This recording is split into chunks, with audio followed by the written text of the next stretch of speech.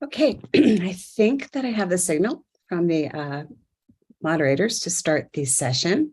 I'm hoping you all can hear me. I'm assuming you can. Good morning. My name is Leslie Nobile.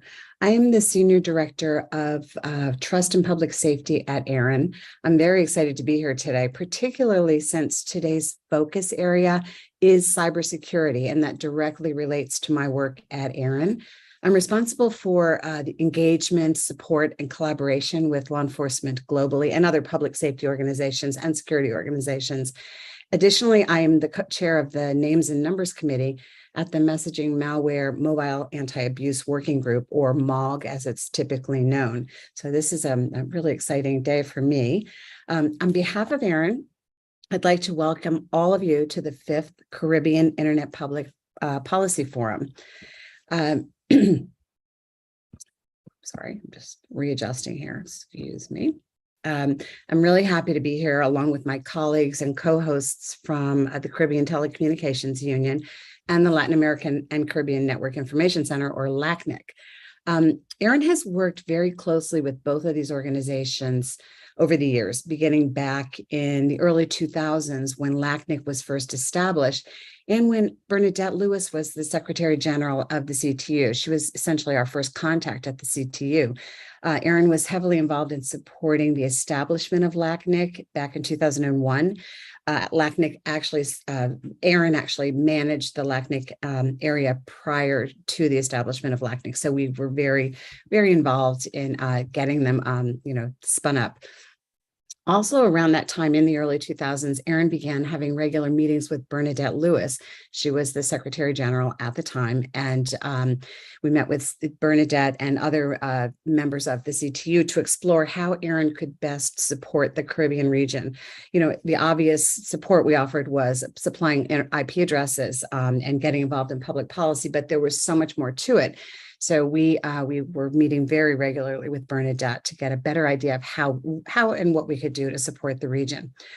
Since that time, our collaboration with both of these organizations in the Caribbean region has become stronger and more focused under the guidance and leadership of Bevel Wooding, who is ARIN's Director of Caribbean Affairs. I think we hired Bevel at least 5 years ago, maybe even longer. I can't remember, but he is very tied into the Caribbean region and really understands the needs of the Caribbean. So he's been just essential in helping Aaron really establish closer bonds with the Caribbean and provide the support that's needed.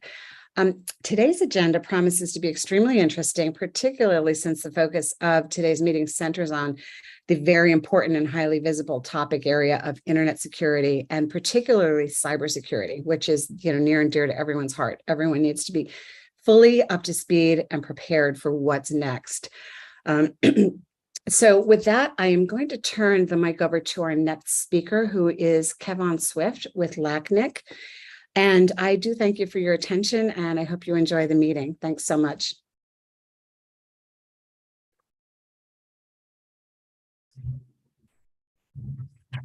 Hi, good morning, everyone, and thank you, Leslie, for giving us that wonderful welcome just now. As Leslie mentioned, my name is Kevon Swift. I am the Head of Public Safety Affairs at LACNIC, which indeed looks at this issue that we'll be discussing today, cybersecurity. In this particular occasion, I will be replacing my colleague at LACNIC who wanted to do the summary for day one. That's Mr. Miguel Nacho Estrada, our Chief Strategic Relations Officer, but unfortunately, Miguel could not make it this morning due to personal circumstances. So I will lead us through a summary of what we discussed during day one of this fifth Caribbean Internet Public Policy Forum, which took place last week, Thursday, which was the 26th of May. So for the day one of discussions, we had an opening ceremony that was done by Ina Bolin of ARIN and myself, where we provided opening remarks outlining the forum's theme of advancing Caribbean digital development within a changing global context, and underscoring LACNIC's involvement as of this year as a co-organizer of the forum. Secretary General Rodney Taylor highlighted takeaways from last year's forum, including implementation of digital transformation initiatives during the pandemic, improving Caribbean connectivity, and building capacity through the partnership of several telecommunications actors. Secretary General Taylor also made special mention of the ITU SG candidate and current ITUD director, Ms. Doreen Bogdan Martin's speech, in which she put special emphasis on challenges and opportunities for small island developing states for enhancing connectivity and providing meaningful access.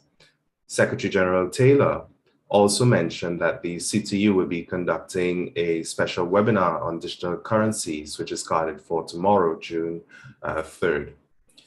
For the keynote address, Bevel Wooding focused on the topic of investing in transformation, in which he unpacked trends, challenges, and opportunities for achieving digital transformation in emerging economies. He provided a practical definition of what digital transformation means and emphasized the importance of continuous innovation to drive such digital transformation.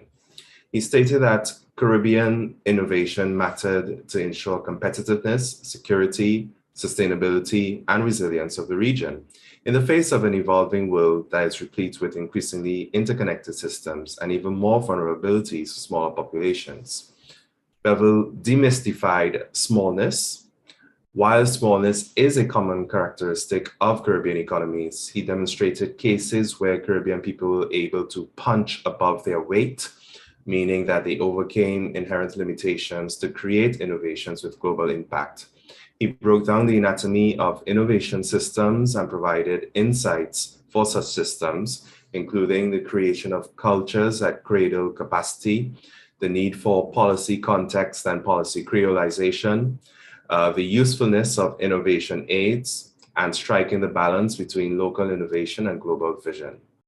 In the Q&A, the issues of leveraging existing financial opportunities, sharing innovation stories, including failures that preceded successes, leadership, and youth involvement in digital transformation were discussed among participants. For the first roundtable discussion, which was moderated by myself, this discussion featured oral reports from Dr. Curtis Charles of the UWI Five Island campus, Ms. Ophelia Blanchard from the government of St. Kitts and Nevis, and Ms. Denise White from the government of Trinidad and Tobago. Dr. Charles presented the business case for an innovative Bachelor's of Science program that combined the disciplines of economics, data science, innovation management, and computer science to position graduates at a middle level of impact in the workplace and in industry. Ophelia addressed the overhaul of St. Kitts and Nevis's border control application in the midst of the pandemic, which allowed that country to effectively manage passenger flows and public health concerns smoothly. Denise focused her talk on customized measurements for digital transformation from a government perspective while referring to some international indicators for benchmarking. Questions and comments for this roundtable discussion touched on long-lasting policy and legislation impacts owing to digital transformation during the pandemic, linkages between academia and industry, and the usefulness of mentorship to enhance youth involvement in digital transformation. For the second roundtable discussion, this was moderated by Secretary General Rodney Taylor. He explained the delayed roadmap to WTDC 22. He also said that as identified through consultation in April 2021, the Caribbean was able to identify priority areas for this WTDC, which included connectivity, digital transformation, enhancing the enabling environment, resource mobilization, and international collaboration. Speakers for this roundtable included Ms. Mavis Johnson-Colley from the Bahamian Telecoms Regulator, Dr. Kim Malalou from the board of the Trinidad and Tobago Telecoms Regulator, and Mr. Cecil McCain from the government of Jamaica. Mavis addressed recent developments in e-government in the Bahamas, which included 46 services supplied by 12 agencies through a platform named My Gateway. Mavis also indicated that the Bahamian government's priorities included disaster recovery and more integrated government. She outlined the Bahamas' participation in the preparatory steps for WTDC, including its support of 8 CETEL Inter-American proposals, and suggested that the Caribbean strategize its participation at WTDC to be able to sufficiently cover and analyze all issues that may be pertinent to Caribbean digital development. Mavis also gave an opinion on how the region could capitalize on leadership positions at the ITU. Dr. Malalou deconstructed the WTDC process and underscored its implications for Caribbean development. She attested that the WTDC process extends itself to a suite of policy discussions around the region. On the issue of holistic development, Dr. Malalou addressed the need for fit-for-purpose data to inform digital transformation initiatives, strategic alliances among concerned sectors, and the involvement of youth in transformation processes. Cecil called for more Caribbean participation in ITUD beyond Caribbean governments, as he lamented that Caribbean private sector members, civil societies, and universities were not registered as sector members. He expounded on how Caribbean actors could leverage strategy and diplomacy to overcome smallness, using group diplomacy at CETEL to amplify Caribbean interests, and collaborating with the CTU to define common interests and build consensus on issues. Cecil discussed the government of Jamaica's initiatives to provide affordable internet and enhance collaboration across sectors with a view to meeting national access goals. And in the wrap-up of day one, the discussions were concluded with recaps on the recurrent themes such as youth involvement and pooling Caribbean resources together, and also a final review of key Caribbean priorities for WTDC. And therein lies the end of this summary of the day one discussions for the Caribbean Internet Public Policy Forum. I look forward to what we'll be discussing today as it relates to security and data issues. And I do wish all of you a very enjoyable conference and looking forward to your active participation in same. So at this juncture, I'd like to hand the floor over to Mr. Nigel Casimir, the Deputy SG at the CTU, for his remarks. Thank you very much, Kevin. And it's my pleasant duty today to welcome all on behalf of the Caribbean Telecommunications Union to day 2 of our Internet Governance Public Policy Forum, where we're working under the theme of advancing Caribbean digital development in a changing global context. This forum, of course, is an annual collaboration that the CTU has had with ARIN. I think this is our fourth public policy forum, where we address internet governance public policy issues for our Caribbean audience. And these are issues that often require some type of governmental or regulatory action. This year, for this year's forum, we are happy to be joined in collaboration by LACNIC, which is the other Caribbean regional internet registry. We have ARIN and LACNIC covering the countries of the Caribbean, essentially. So I think it's quite a good fit for LACNIC to be involved in this public policy forum. I would like to echo our Secretary General's sentiments of thanks and appreciation to ARIN and LACNIC for the collaboration. And we look forward to renewed and rejuvenated partnerships and initiatives through our mutual cooperation. Kevin has reviewed the day 1 proceedings, and one thing I recall from the featured speaker then was the admonition that Caribbean stories need to be told. And really, who better to tell those stories than our Caribbean people ourselves. So this particular forum is an opportunity for participation with the panelists, with all the attendees and so on. So we urge everyone to be interactive in your participation, to utilize the Q&A facilities and the chat facilities. And as to the extent that it might be feasible, maybe even some spoken interventions. I'm sure everyone is an expert with Zoom by now, but the Q&A and chat are accessed by tabs at the bottom of the Zoom window. So on this second day of our forum, and as Kevin mentioned, the first day was last Thursday, our focus will be on cyber safety, cyber security, cyber crime. And we'll be doing this essentially with 2 roundtables and a feature address. The roundtables will address, firstly, dollars and cents behind safeguarding Caribbean networks and information systems. I think we can all appreciate that it's a difficult thing to try to quantify the risks and even the costs of data breaches, and how much should one invest in building trust and confidence of users in the use of the internet.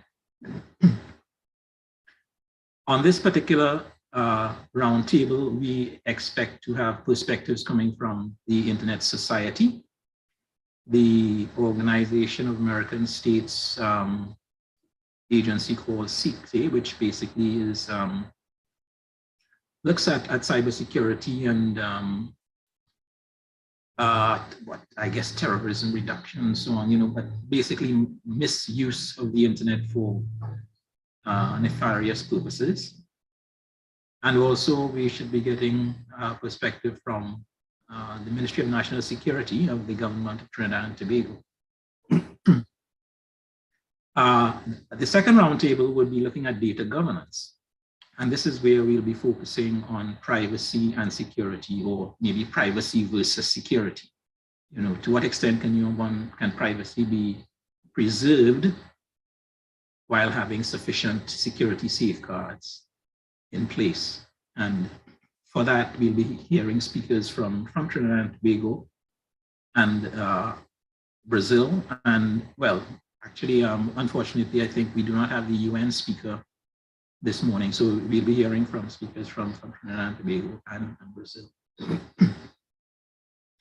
Before, and as Kevin mentioned, and we should have a wrap up at the end of the morning session. Preceding these, however, preceding the roundtables, I mean, we would be having a feature address where on ensuring effective cyber justice in the Caribbean. Of course, this question arises as technology has advanced, excuse me, along with the scope of criminal enterprise. Criminals now are as high-tech as the rest of us are. And we would be wondering, has law enforcement kept pace? Can we be confident users of digital technologies, secure in the adequacy of our cybersecurity measures, that they'll keep us safe? And are we happy to rely on the effectiveness of law enforcement to deal with any bad actors that might be out there? And in examining this, we must consider as well, are there particular challenges we need to address in the Caribbean, or particular shortcomings that need to be addressed? And taking us through this, our featured speaker is Mr. Daniel Ackerman, who is an international computer hacking and intellectual property advisor with the United States Department of Justice. Following Daniel's address, there will be a Q&A, and that Q&A session would be facilitated by Mr. Einar Bolin, who is ARIN's Vice President of Government Affairs. So we have, I think, an interesting morning in prospect, and I would like to get us started now in earnest by introducing Mr. Daniel Ackerman, as mentioned, the International Computer Hacking and Intellectual Property Advisor with the US Department of Justice, who will address us on the topic of ensuring effective cyber justice in the Caribbean. So, Daniel, thank you. Over to you. Thank you, Nigel. Thank you to Blacknick and Aaron and CTU for inviting the department once again to be part of this event. Those of you who attended last year may remember that I participated in one of the roundtable sessions. But for those of you that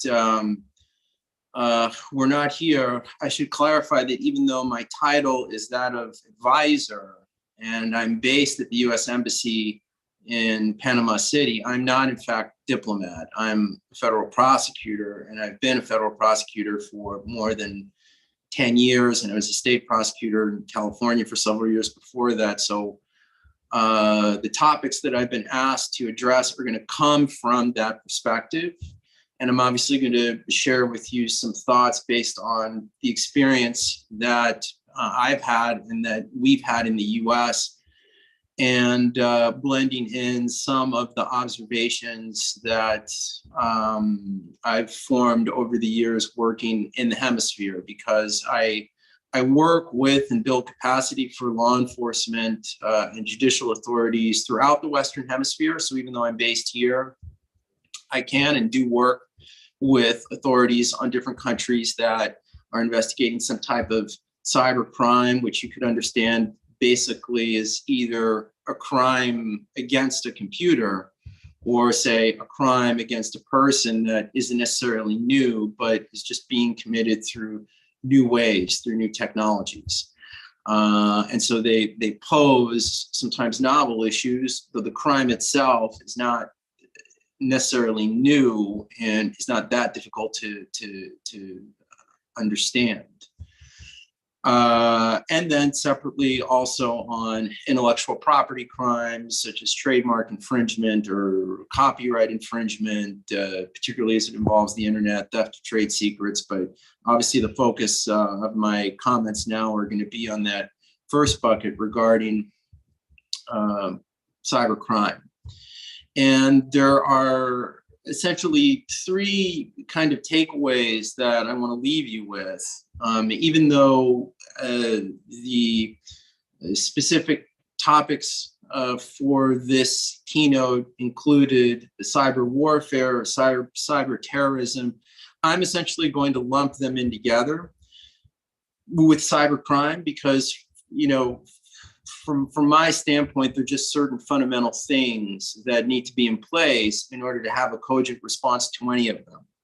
And we should obviously be aware of the differences in those areas because they're there, but it's really not going to be important for this keynote to flesh those out, because what matters much more on a practical level is where the similarities are and how, if we appreciate those and we address those points, then we are, in fact, whether we're thinking of it that way or not, formulating a cogent response to incidents of all three kinds. So what are the three takeaways just up top?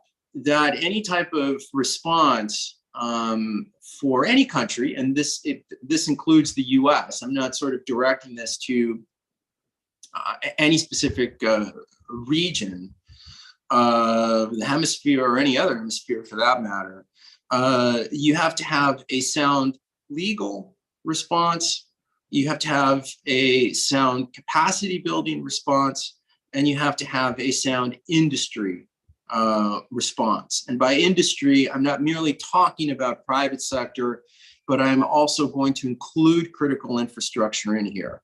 And you may wonder why I'm doing that.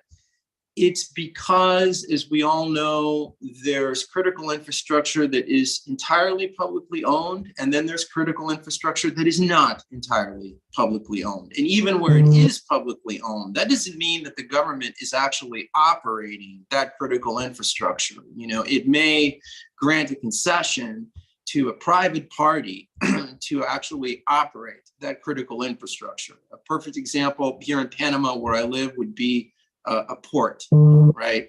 The port itself belongs to Panama, and Panamanian Customs obviously has, regulatory and certain enforcement responsibilities at that port, but the port is not, in fact, operated by Panamanian Customs. It is not operated by the Panamanian government, and instead, it's operated by a third party, and that third party is private. And so I'm just going to include all critical infrastructure in this kind of industry bucket. So we'll go through each of those three, and then happy to answer any questions that folks have. When I talk about legal, I'm really talking about three kind of specific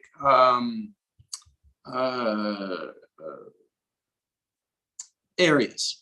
And again, this is from my standpoint. One, you need to have statutes that clearly define what kind of conduct you want to prohibit. Now, again, part of cybercrime is just new modalities of old crimes. But to the extent that we have not defined computers as victims of crime, we have to. And I think that actually in a fair amount of countries in the Caribbean, that's not a problem. I think Barbados, for instance, is a Computer Misuse Act. I think Jamaica and a host of other countries in the CARICOM area already have some type of act or law that addresses criminal misuse of computers. Now, you can say that, well, some need to be updated or some need to be revised, but it doesn't change the fact that there is something there. And this is what is, I think, at least most significant, is that we have some legal basis from which police or prosecutors can say that they have a basis to act where there is an attack, whether it's against a user, a human being, a group of human beings, or a computer. So part of that is statutory, right?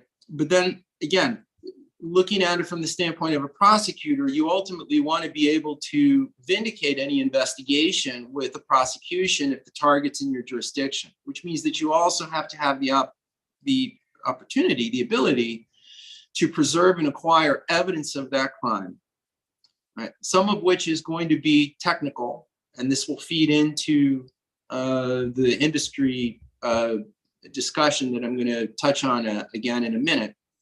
But some of it is also in the possession of third parties. A common example may be evidence of a crime that's on a device that belongs to a suspect. Another might be a device that is on a server that belongs to a social network or a remote computing company. In the US, that could be Google, it could be Meta, etc. And so the question is, well, how are we going to preserve that unless that entity is already required by the law of the jurisdiction in which it operates to preserve it? And then how are we going to acquire it? And then what is kind of a separate issue, at least in the US, is how is that evidence going to be presented in court, right? Because we have statutes that define crimes, but in the US, we have rules of evidence in all 50 states and in the federal courts that actually govern how you're supposed to try and admit a piece of evidence, whether it's electronic or not, before a jury. Right. So that also needs to be addressed. And what we've seen is that beginning with that last bucket, for instance, the presentation of evidence, it's very important to have practical rules of authentication, right? Before we can, for instance, argue that something is relevant or incriminates someone with a crime, if it's a piece of evidence, we have to be able to authenticate it. And so when it comes to evidence that may come, say, from Facebook or Google or any other company like that, we've adopted rules that basically allow us to, with just a written certification from the provider, establish that this is what it purports to be, so that there's no need to actually subpoena someone from the company, right? And so this is especially important for countries to consider where a lot of the providers that their DPP or their police force are going to for evidence do not have a presence in your country, because then there isn't going to be any way to serve them anyhow, right? At least in the US, I have the ability to serve with process someone from Facebook or someone from Google because they're American companies. But by the same token, it's very important for us to, in this area, also have laws that allow us to serve whatever entities operate within our jurisdiction, whether they're transnational or not, right? Because sometimes it's important to actually be able to serve an internet service provider, right, with process, so that you can find out, well, who was subscribing or controlling a particular IP address on a given date and time that we suspect was involved in a network intrusion or some other type of illicit activity, right? The fact that, say, that crime may have occurred in Belize, just to give an example, but the provider is based in the UK, well, if they have an office in Belize, well, then they have to comply with Belizean law. They shouldn't be able to say, well, we're not actually from here, you know, even though we have an office here, even though we hire people here, even though we otherwise have to, you know, obey laws and pay taxes. We're kind of going to draw the line here and just say, well, we're not going to turn this over to you, and we prefer that you seek it through international means of assistance. Well, they shouldn't get to decide that. They shouldn't get to decide that. They don't get to determine what laws they want to follow and what laws they don't want to follow. And so I would strongly encourage all countries to really take a good look at whether or not they are regulating fairly but aggressively all types of internet service providers or electronic communication or remote computing providers that may be operating in their jurisdiction. Because if not, then that is essentially tying one hand behind the back of your prosecutors, whether you may know it or not. And indirectly behind the backs of prosecutors in other countries who may not be able to serve that provider anyway, because they don't have a presence in their country, they don't service customers in their country. I found that the Budapest Convention on Cybercrime is a valuable tool for helping countries kind of have a measuring stick of what best practices are in terms of addressing all of these different issues. substantively what cybercrime law should look like, what the rules of evidence should look like, what the procedural rules for the acquisition of evidence, including from suspects, should be, because you have essentially 80 countries, I believe, that have ratified the treaty from all around the world. And more importantly, they all share common values, I feel, when it comes to these issues. Values of due process, values of finding the right balance between security and privacy, guaranteeing people their day in court if they're accused of a crime. And so when you have those commonalities, you can in fact form a consensus that winds up working for everyone. Even though all the legal systems may be different, there are ways to kind of tease out principles and sort of not reinvent the wheel, and obviously have a say in where ultimately the world is going to go as new issues and new technologies develop.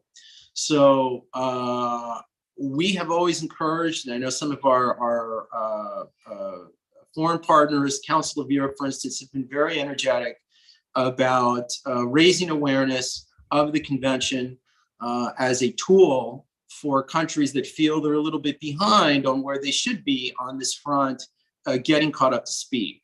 The G7 also has what we call a 24/7 network, and that it's available around the clock for preservation of electronic evidence. And what this does is basically allow a law enforcement officer in one country to contact his counterpart in another and request that evidence be preserved while they then prepare a legal process for the actual content, right? Because in the US, this is important. We don't obligate companies like Google to preserve any data, right? The burden is on us to ask for this. Not true in other countries, but in the US it is. And so if countries need our assistance with that, if they belong to that network, they can contact us directly. My section, Computer Crime and Intellectual Property section at DOJ, we're the central authority for that network, and we will handle the request, share the confirmation information so that you can then include it in your mutual legal assistance request. And unlike the Budapest Convention, that's not a treaty, that's a point-to-point arrangement. A police department or a public ministry would simply send in an application form, which I'm happy to share with any law enforcement agencies that are on the line. Kevin is free to share my email information afterwards, and simply sign up. It's not something that needs to be ratified. It's not a political document. It's just an understanding between law enforcement agencies in different countries that they're going to take reasonable best efforts to help one another with preservation and follow through, and then obviously share any insights on the provider. Maybe it isn't even worth it in certain cases. I've seen that also. We'll call someone, or I've received a call since being here in Panama from someone in the US that had a question about a provider that was based here, and after further discussion with our counterparts who were familiar already with this particular company, we just decided it wasn't even worth it because there wasn't going to be any information we'd likely be able to obtain, and there wasn't any guarantee they would notify the subscriber either of the request, right? Which in turn could jeopardize the investigation overall. So it's very valuable tools for countries to think about that I feel is of real value. And then of course, in general, we also want to be requiring any of these companies on some level, whether they're internet service providers, providing communication or computing, or now increasingly services for virtual assets, right? Cryptocurrency exchanges, to know their customer and to share that customer data with regulators and law enforcement when we determine that the service is being used to facilitate some illicit activity, right? And then to see how those issues play out legally. So over time, we've had judges address the question of, just sticking with the cryptocurrency context, for instance, whether or not you could rely on blockchain tracing evidence as basis to obtain a search warrant, right? We've had to address whether or not we needed to modify our rules of federal criminal procedure so that we could go to any magistrate judge in the country and obtain a search warrant to send what we would call a network investigative technique to a dark web forum to try and find out who's running it, right? Because if someone's on the dark web, you don't know initially where they are, and traditionally you needed to go to the judge who had jurisdiction over the area where the crime is being committed. But if you don't know where the crime is being committed, there'd be no way to start. So we had to make a modification there. And we've also had questions raised by defendants sometimes after they've been convicted of whether or not, say, for instance, I have a reasonable expectation of privacy in my internet protocol address that the officers used to locate me. Therefore, a warrant should have been obtained for that. Is there a reasonable expectation of privacy in an internet protocol address or not? Right. And this is, I think, particularly important in Caribbean countries, at least the Anglophone Caribbean countries, where, I mean, as always in my experience been, our legal systems are more similar than with other countries in the hemisphere, because judges can make law, they will issue decisions that can bind, that are persuasive. And so you will sometimes have law essentially being made through cases and not merely through, an act of parliament. So those are my thoughts basically on the legal bucket. Capacity building, obviously, with new technologies, there's a need for people to stay up to speed on what the best practices are and tools are for all of these different types of investigations. And that's what I do. So again, if there's any law enforcement listening, Kevin can share my contact information and you can reach out to me. We work closely with all of the embassies in the region or consulates in the region. And so happy to discuss ways that we can assist you with that. But always with the caveat that as good as you may become with the technology, you should never use anything that you're not approved to by law. So that's why it's always important to kind of keep those two together. Yes, you want to know as much as you can, but you really want to focus on mastering the things that you're going to be allowed to use. And so you shouldn't use anything or try anything unless, say, a prosecutor has told you that that's going to be legal and a judge would approve it, because otherwise it's going to be counterproductive. And I want to finish in the minute or two that I have left for stressing the importance again of the collaboration with industry. And so I've talked a little bit already about the companies that will store data that we sometimes need to serve for process and how we need to regulate them, put them in situations where they're going to be helpful for us when we need it. I've talked a little bit about virtual asset service providers and basically the importance of requiring them to know their customers. And this is an issue I think that maybe will surface in a lot more countries than you might think, because I've already heard sort of indirectly from contacts in other countries that they're trying to find a point of contact for a wallet service that's based in a Caribbean country. Right now, it could be that they've just incorporated in the Caribbean country. But even then, it would be great to know that someone in that country knows, who is the attorney that represents that exchange or that mixing service or that online casino that accepts cryptocurrency that we think is being used to launder money. And what legal tools do we have to require them to turn over data to us, right? Are we basically going to tell them, for instance, that they can get away with just not turning anything over because they only have a lawyer? Or are we going to change the law so that we effectively impute to them all of the data and all of the servers of their company as if they were physically there, right? Not saying that that's what everyone should do, but those are the kinds of things that certainly from a law enforcement standpoint would help a lot.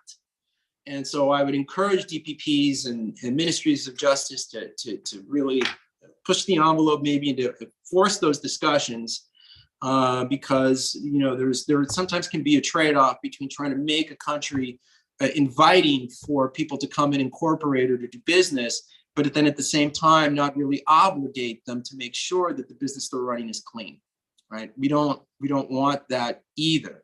So that's important to remember.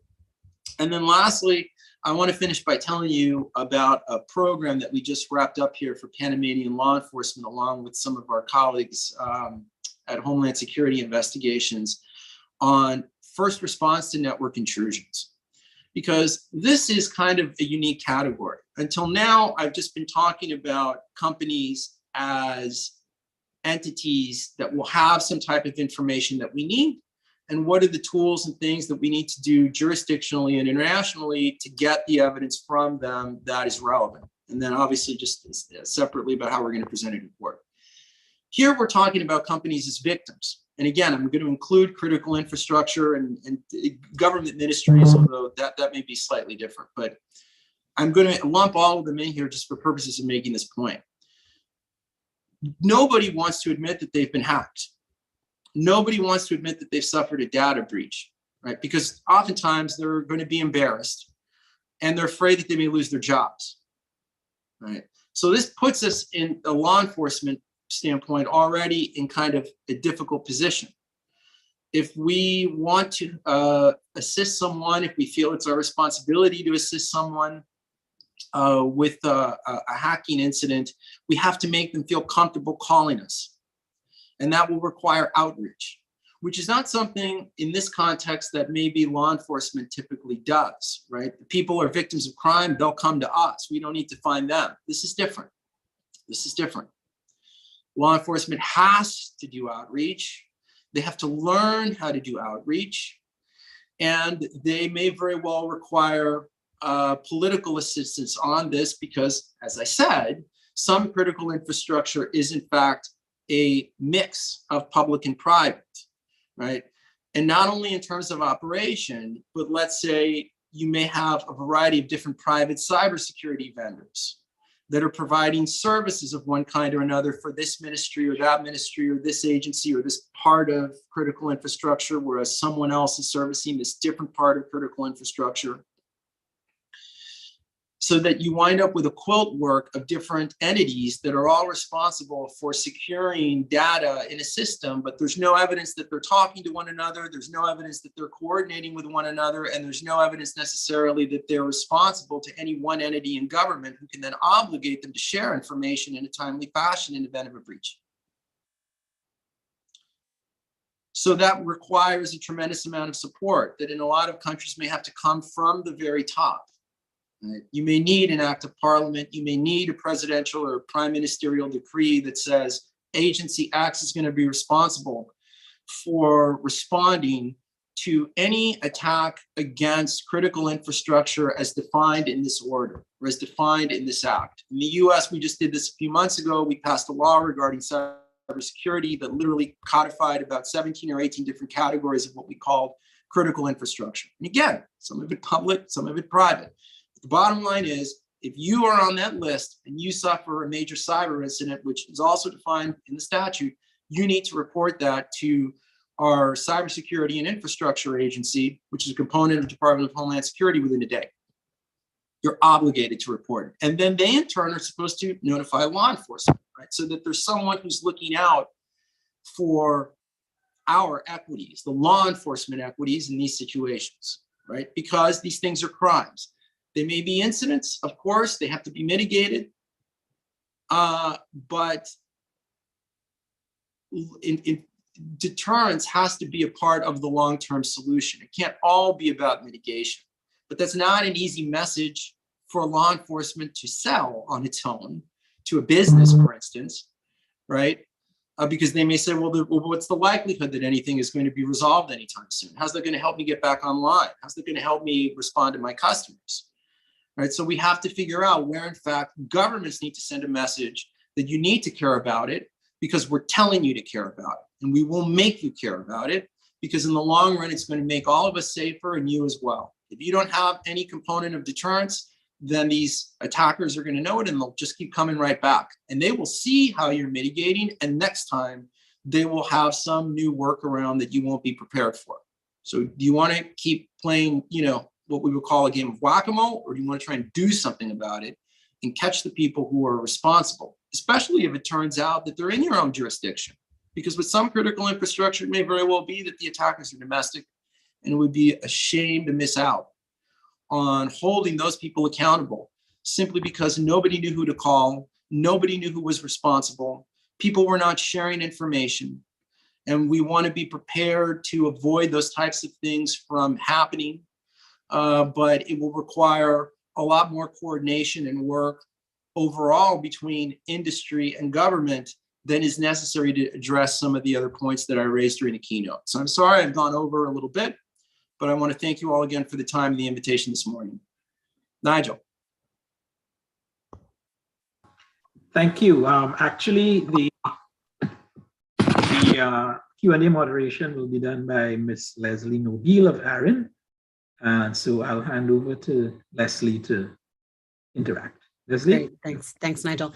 Thank you so much, Daniel. That was extremely interesting. Really great to hear your unique insights and perspectives, especially, given your position. So I'm going to open it up to Q&A, but I do have a question myself regarding the Budapest Convention. You mentioned that it's something that we've been paying really close attention to, particularly since the addition of the second protocol. I think it was signed in by the Council of Europe just a couple of weeks ago in May. And it's really obvious that the powers of law enforcement are limited by territorial boundaries. It's a ongoing problem, but it seems like this second protocol was designed to, enhance the sharing of digital evidence. And I actually brought up just a sentence because I think this is interesting. It says the protocol provides a legal basis for disclosure of domain name registration information and for direct cooperation with service providers for subscriber information, effective means to obtain subscriber information and traffic data, immediate cooperation in emergencies, mutual assistance tools, as well as personal data protection safeguards. So this seems like all the things that are needed in order for countries to share information. What I did notice, I was watching the signing of it, is that I think only something like 22 countries signed it that day. Whereas there's about 65 countries that have signed onto the Budapest Convention itself. So, what are your thoughts on this? How will this help with the sharing of information, digital evidence across countries? I think it should help a lot because this was a recurring issue in conversations amongst the members over the last few years. And so the hope is that now information that in the grand scheme of things helps begin an investigation. A lot of different investigations will now become available sooner, which in turn enables people to use the capacity building that we give them sooner. Because one of the things that we always talk about is how to use that information once you get it to help establish attribution for your attacker. And yes, to a degree, you can technically begin those investigations through some good open source tools. But then once you've done that, of course, you want to be able to get behind screen isn't quite the right word, but you want to be able to then get in contact with whomever the provider is that may be controlling, say, the email account or the domain name, or that may actually have the content on one of their servers, so that you can then learn more about who actually is it that you're looking for. Mm-hmm. And kind of essentially get through the barriers that they've created, because on some level, it's in that sense that you could say these are like barriers. They're being used for illicit purposes so that people can get away with committing crimes, all over the world. And so the tools in and of themselves are not a big deal, but the way that they're being used is illegal, or it's facilitating illegal activity. So hopefully this just will make it easier for people to directly obtain, if they've already ratified the convention, data from a certain provider. And then in turn, that helps everyone, because we economize resources in a sense for international assistance that we're providing. Central authorities in other countries, similarly, they're less burdened. And the investigators and prosecutors that are actually most interested in that information, they get it faster, and they're able to just move things along so they feel like they kind of know who they're looking for. Great.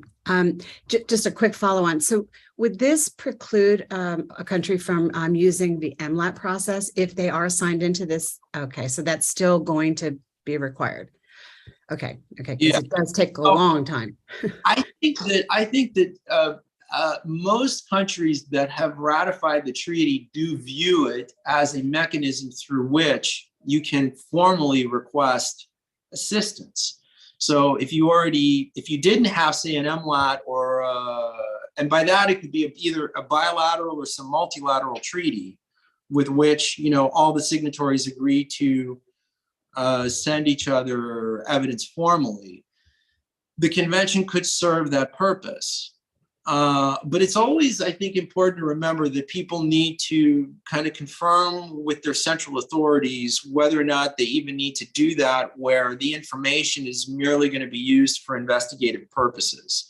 I mean, I've always kind of thought of the MLAT as like roughly the equivalent of an apostille sometimes. And that if you want to use a document from one jurisdiction in another jurisdiction, you typically need to apostille it. Let's say if it was a birth certificate or whatever, because without it, well, that foreign government is going to say, well, I don't know that this is genuine. You know, I don't know that this has been notarized by standards in my country. But if you apostille this, now I will accept it. Right. And so what happens is that if you want to take something into court and actually use it in a case against a judge, and it wasn't generated from within the country, right? It wasn't obtained through the powers of the court because it was extraterritorial. Well, then that's probably where you're going to want to use the MLAT, because that's going to be effectively like getting the apostille. Because when you get that evidence, it's going to come with seals and ribbons from the, you know, say if it's from the US, from the Secretary of State, the Justice Department, and we'll have a whole series of things on it that will help convey to the judge that this is what it purports to be. Mm-hmm. Even though it's not from here. Even though I don't recognize the seal, I'm not obligated to recognize the seal. So that's why I just, you know, for the law enforcement folks that at least that may be listening to this, I guess, is to just always kind of double check and figure out whether or not you need that. Because if you're just trying to get information to advance an investigation, there could be a host of other ways of getting it. I mean, it could just be simple as calling up the phone, picking up the phone and calling the police attaché at an embassy that you've worked with before, saying, hey, by chance, have you looked into this? Or are you familiar with this? Especially in, you know, the ransomware area, where, you know, a lot of the attacks are totally transnational. And a lot of the most common variants are still being used regularly. You know, it's possible that someone will come and report a case that involves one that no one has ever heard of, but odds are it won't be that way. So if you have the capacity to, you know, work with the victim, they'll let you in, you get the information. Technically, you can share those logs, for instance, with, you know, the relevant data with, you know, a foreign police attaché. And they might be able to say, yes, in fact, this belongs to this family of ransomware. We have an investigation open to them, and this is where they think they are. Well, I mean, that saves you some time and effort. Of course, you're not going to be able to arrest them yourself, but at least you know, you can go back to the victim and show some progress, you know, on what you're doing, and that builds goodwill. So, but it's just important to kind of keep those strands separately, because where time is of the essence, it just may be better to pick up the phone. Right. Absolutely. I do see that Nigel Casimir has a question, so I'll let him go ahead. Yes, thank you very much, Leslie. Daniel, thanks for the very useful information, actually. I have two areas that I'd like you to elaborate on. Well, one clarification and one to elaborate on. The first is relates to critical infrastructure. Certainly a key objective is the protection of critical infrastructure. But from the legal point of view, does one have to define what is meant by that? And, you know, is there any sort of specific definitions that must be developed? And secondly, relating to the capacity building side, if you could also expand a bit on the capacity building aspect that you mentioned, focusing on maybe who are the key stakeholder groups maybe we should be targeting, and what opportunities or strategies might be effective. Thanks. Sure. So I think that the conclusion of the US has been that it is good to define what we mean by critical infrastructure, you know, because there are certain entities that, because of economic and national security concerns that a country may have, just have to be put in a special bucket. they can't simply suffer a cyber incident and not tell anyone quickly, because it will have nationwide repercussions, right? And a perfect example of this was the attack on the oil pipeline in the eastern US last year, right? It would have been futile, right, for that company to try and hide what happened, to try and mitigate that on their own, because everyone was going to know when they were not able to find gas at the station that something was wrong, right? And then it's in the interest of the politicians actually to do this, right? Because once it kind of bubbles up to them, they're going to be the last ones who can do anything about it, right? All they can do is say, well, I'm ordering that this be done, or I'm ordering that that be done, but the damage is done. You know, it's too late. It's too late. So I think that there was probably, after that incident, especially an awareness that what our own cybersecurity and infrastructure agency had been doing, I think is a matter of maybe not even necessarily regulation, but guidance, needed to be codified. It was better for a government to simply say, hey, we are imposing upon you the responsibility of coming to us in the event that something happens. And we wanted you to do it within this period of time. And we want you to tell agency X. And agency X is then going to notify everyone else. Now, any country can pick, but it seems like the direction that I see a lot of countries going in is actually creating their own cybersecurity incident response team. And it may be in one ministry, it may be in a different ministry, it may be an autonomous agency. But what matters is different countries are creating this. And I think the idea is that they will eventually have this role. And so to help them be effective, right, for that to mean something more than just a piece of paper, you have to define who they regulate. And you have to impose penalties for whatever companies are going to be within their scope that don't collaborate. Right? And so there needs to be a discussion between the lawmakers and the people who are going to be in charge of handling the incident response on the ground level for that team. So a legislature could say, well, we're going to pass a law that says if you are defined as critical infrastructure, and I can share with you, the US did pass a law in March, a cybersecurity act that actually defined out 17 categories of critical infrastructure. Just to give you an idea, it includes hospitals, right? So it's not just, say, dams or pipelines, right? But anything that could put significant number of lives at risk, right? A country's going to decide. There's no bright line rule. Every country's going to be different, and they're going to have to define, well, who do they want to put in this category? But what's important is that they define what it means to be in there, which should mean that if you suffer an incident, you need to report it to X. You need to do it within this period of time. And anything additional that the regulator told you would help them. Quarterly meetings to discuss the threat environment, proactively sharing reports of incidents of certain natures, right? Almost analogous to what we sometimes do with banks. You know, in the US and in other countries, you may have, bank secrecy laws or bank, or maybe even it could be in anti-money laundering laws, but essentially requirements that financial institutions, for instance, proactively report certain suspicious activity.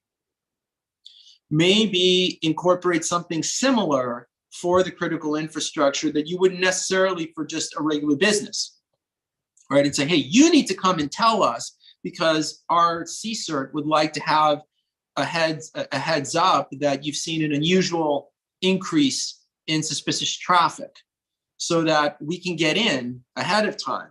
Because once the incident has happened, it's too late. It's the best thing for an incident response team is to prevent the incident from happening at all, right? And so this is why, for a variety of different reasons, I think it is a good idea, and it is probably a good idea for this to come from the top down, so that this way every bureaucrat in government, every ministry understands that they simply can't do whatever they want because they're ultimately going to be accountable to one person who can sanction them if they don't comply. and they can get their house in order. Because this is not saying that you can't have a private vendor do your cybersecurity services, but if, for instance, you have them sign a non-disclosure agreement, well, there should be an exception for the CSIRT, right? When the CSIRT is enforcing local law, you're not going to then say, well, we don't have to share information, or who are you, or anything like that. It can't happen, right? It can't happen. And on the capacity building side, our main audience, of course, is typically prosecutors and police. Although because of the growth in the use of cryptocurrencies to commit crimes, we've also done a lot of capacity building for analysts of financial intelligence who may not necessarily be in a police force or a public ministry, but like kind of work with them or in parallel to them, enforcing some other kind of regulation. The forensic analysts, of course, that will seize and analyze devices. And where network intrusions are concerned, we've also invited CSIRT personnel to come to, say, our programs, not so much because they need the capacity building. They tend to be people who already have a background in systems. And so some of the terminology and issues that surface are going to be well known to them, but simply because they may be required to essentially protect the equities of law enforcement in an incident. So they need to know what are the things that law enforcement is going to want before certain mitigation steps take place that could alter data or delete data inadvertently that might have helped begin an investigation, right? So you want to involve them a little bit in the capacity building, at least insofar as the network intrusions is concerned, because the way that a country may approach this, it's going to be multidisciplinary. You're not necessarily going to have a police officer responding first. You could have a systems engineer who works for the CSIRT, but that person has to have in the back of their mind the understanding that, yes, you're going to try and help mitigate, but you have to balance that against the interest of the law enforcement officer who isn't there yet to know what happened and who's responsible. So you have to talk with the IT people or the information security people at that entity to make sure that whatever they're doing is not deleting or altering something, at least until police can get there with their cyber forensic people, capture what they need, and they'll be on their way, right? The capacity building is focused on I think Leslie's trying to get your attention. Sorry, my apologies. I have to interrupt. I hate to do this, but we do have to wrap the session up right now. I've been sort of given the warning. So I just want to thank you for all of your information. It was fascinating and extremely useful, I think, to this audience. Thanks, Daniel. I'm going to turn it over. Thank you. Yeah. Thank you very much, folks. We'll be taking a short break now. Our next scheduled session is actually 10:15, which is the first round table. So we will go to break and be back at the appointed time. Thank you.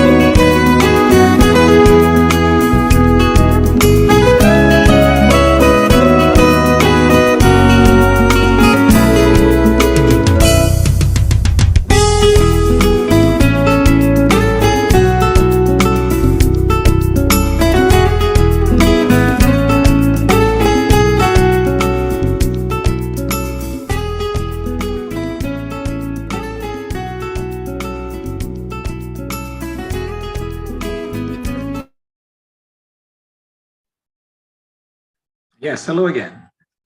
Welcome back from our short break.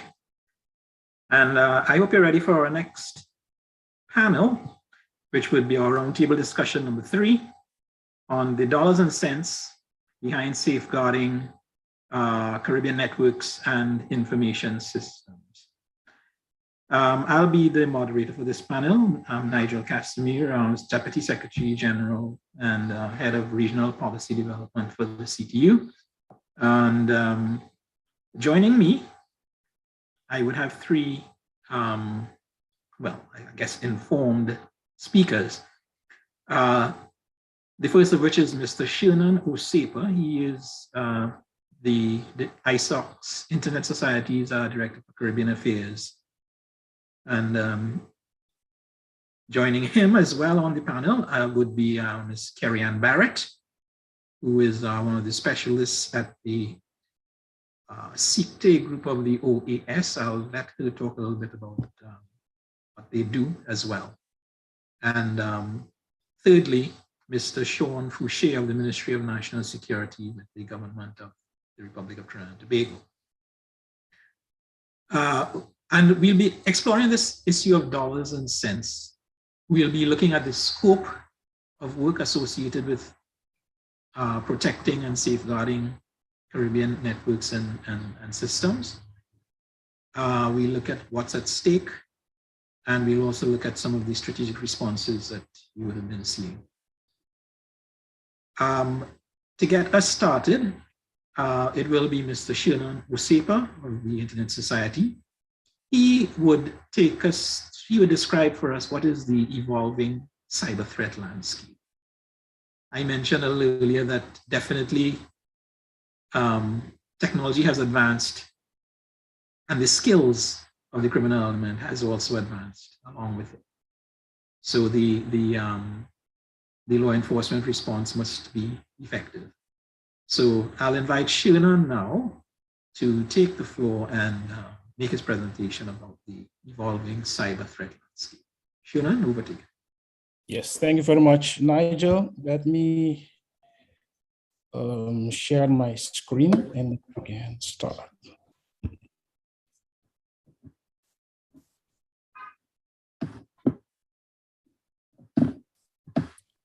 I guess you can see my screen, right? Yes, I can. Yes. So first of all, I would like to thank the organizers, Erin, CTU, LACNIC, for inviting us, for inviting Internet Society. It's always a pleasure for us, a pleasure and an honor to give our contribution to the development of the Internet.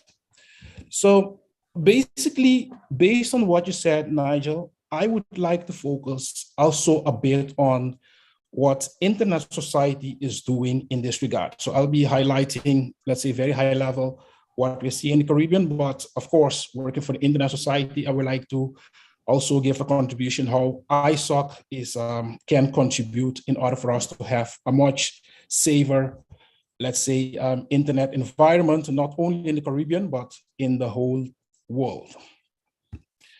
So I think it's quite important for us to look at some global facts in order for us to understand what we are talking about. If we look, for example, at the economic impact of cybercrime, based on a report of a few years ago by Cybersecurity Ventures, we can see that, for example, on a yearly basis, we can see cybercrime damages cost of $6 trillion US. And those of you who are not familiar with trillion, billion, million, trillion, we are talking about 12 zeros behind that 6. That's $500 billion US a month, $115.4 billion a week, $60.4 billion a day, 684.9 million an hour. And then if you go all the way to 190,000 US dollars per second. These are significant numbers. If you look even at the 190,000 US dollars per month, I think most of us don't make, let's say, those amount even even per year, right? So we are talking about significant number of damage cost being seen within, let's say, the global cyber crime. If we look, for example, what did happen during, let's say, the pandemic, initially when it did start, but also what we are seeing nowadays. Initially, we have seen, for example, an increase of almost 700% what we call phishing attacks related to COVID. All of us, in one way or the other, were searching the internet, trying to get solution for the challenges that we were seeing with COVID. So this was a unique opportunity for hackers to perform all these phishing attacks, given that people were trying to solve their problems. Also here in the Caribbean, we have seen some challenges in that regard. If we look at Jamaica, for example, with the Jam COVID app, which is an app that people were using to keep track of all these developments with respect to people coming to the island regarding COVID, quarantine, and all these kind of things. We have also seen a data breach with respect to that app. So the Caribbean is not immune. All things that we are seeing globally, these are happening in the Caribbean as well. If you look a couple of years back, just to mention Jamaica again, 2017 to 2018, we have seen cybercrime damage cost of around $100 million US. This was in 2017, even before the pandemic. So the Caribbean is not immune, and we are seeing the same challenges that we are seeing elsewhere taking place in the Caribbean as well. One of the other how do you call it, information that I know based on also my previous job at ICANN back then, the Caribbean is like a playing ground for hackers. They know that most of the times our networks are wide open. So this is the place where hackers come to prove their skills. And when they get all the knowledge that they're supposed to get, they go elsewhere to continue with what they're doing. So also, if we look, for example, at a report by the World Economic Forum of 2018, we see that, for example, from the 20 countries, the best countries prepared with respect to cyber attacks, the Caribbean didn't make it to the 21st countries on that list. We are not even mentioned on that list. Even if we look at Europe, for example, it's Norway that's on the 9th place. So even countries with a lot of resources, they have challenges to deal with cyber attacks, cyber crime, and how to protect their critical infrastructure. So what are we at Internet Society doing in this regard? Basically, what we are doing is to focus on what we call, how can we make the internet much stronger, a much stronger and resilient internet? And that is why we are focusing, have been focusing, and are still focusing on 5 projects this year. And going on next year, we will be doing that same thing as well. So the first one is what we call Internet Way of Networking. We would like to continue to defend what we call the structure, the internet structure that we have been using so far. A very maybe strange example would be the war that is going on right now, Russia and Ukraine. Some people are saying, okay, we need to cut off Russia from the internet. But people are not thinking what are the implications when you take those kinds of measures. So at the Internet Society, we are promoting what we call the Internet Way of Networking. We are promoting the internet, and if there are some other challenges, let's say political challenges or geopolitical challenges, then we need to find a way how to deal with those. But the internet itself, we need to find ways how to continue to protect that. And Internet Way of Networking is an example of that. There is another project that we are focusing on, and all these in one way or the other will contribute to a much safer internet. That is encryption, much more secure infrastructure. The global security routing That's also one area that we have been focusing a lot on. How can we ensure that we have much more secure infrastructure? If you look at the internet itself, it has, let's say, the routes and also the domain names. And with respect to the routes, we can protect those with RPKI and other technologies. There is also one other project that we are focusing on, is what we call the Network Distributed System Security Symposium. That's also one area where we discuss how can we keep this internet that we're using in a much secure way. And the last one is a bit more, let's say, philosophical area, dealing with digital sovereignty, but that's also one area that we are focusing on. One of the challenges that we are facing nowadays when dealing with cybersecurity, and I think, Nigel, you did ask that question as well to the previous presenter regarding essential services. Most of the times we are focusing on one or two areas with respect to cybersecurity. But cybersecurity is a very broad team. So we need to look at it at a very holistic way. Normally at Internet Society, we look at it by focusing on 8 areas, and they are listed here. Most of the times you are focusing on a few of them. Let me just mention them very quickly. The first one is what we call securing the link, the internet itself that we're using nowadays.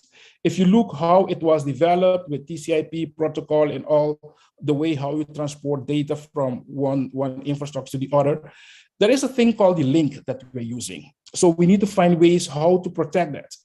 The second one is the telecommunication infrastructure itself. You cannot have internet without having a telecommunication infrastructure.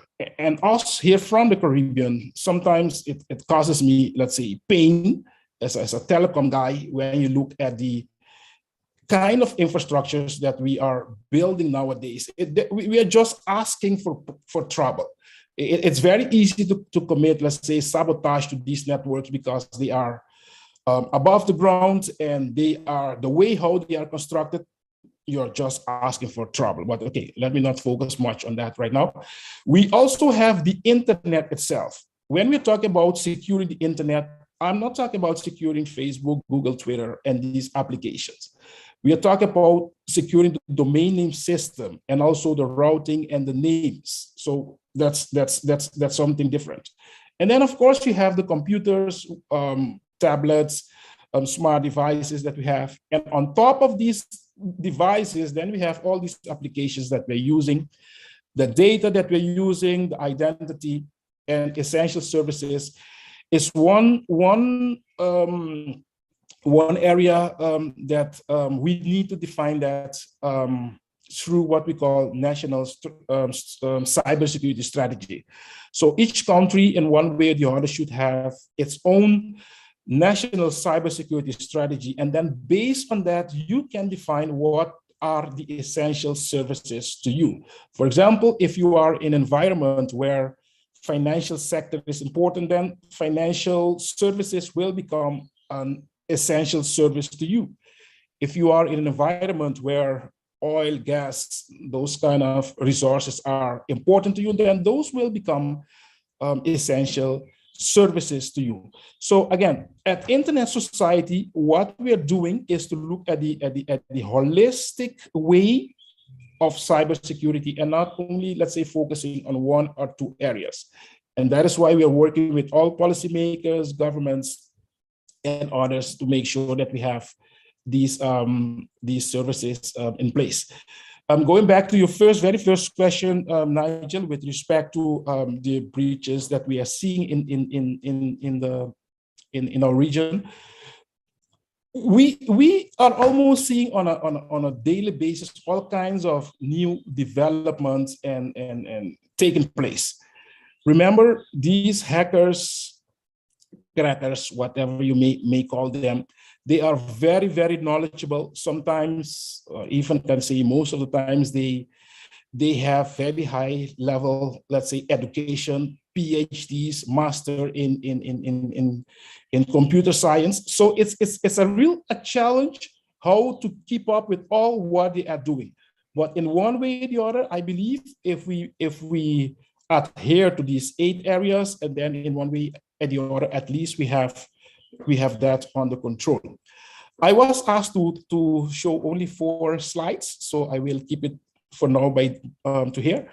And later on, if there are more questions, then we can make the deep dive. But for now, what I wanted to do is just to give you, let's say, very high level, the holistic view, how we at Internet Society look at Internet Society, at cybersecurity challenges. And then later on again, if there are questions, we can make the deep dive and focus on very specific area. So I'll keep it for now to here, and then going back to you, Nigel. Thank you very much, Shannon, for getting us off the mark. I'll invite our listeners to begin. You can begin posting any questions you might have for Shannon under the Q&A tab at the bottom of the Zoom window. I do have one for you, but we'll save it for a little later.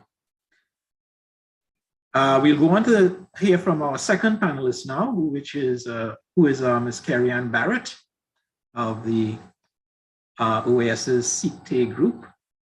And Kerry-Ann will talk to us a bit about what's at stake for the Caribbean digital space and what are some of the impacts of cybercriminality on our Caribbean space. So over to you, Kerry-Ann. Welcome. Thanks so much, Nigel, and thanks to the group, the consortium, ARIN, LACNIC, and CTU for inviting the OAS to speak.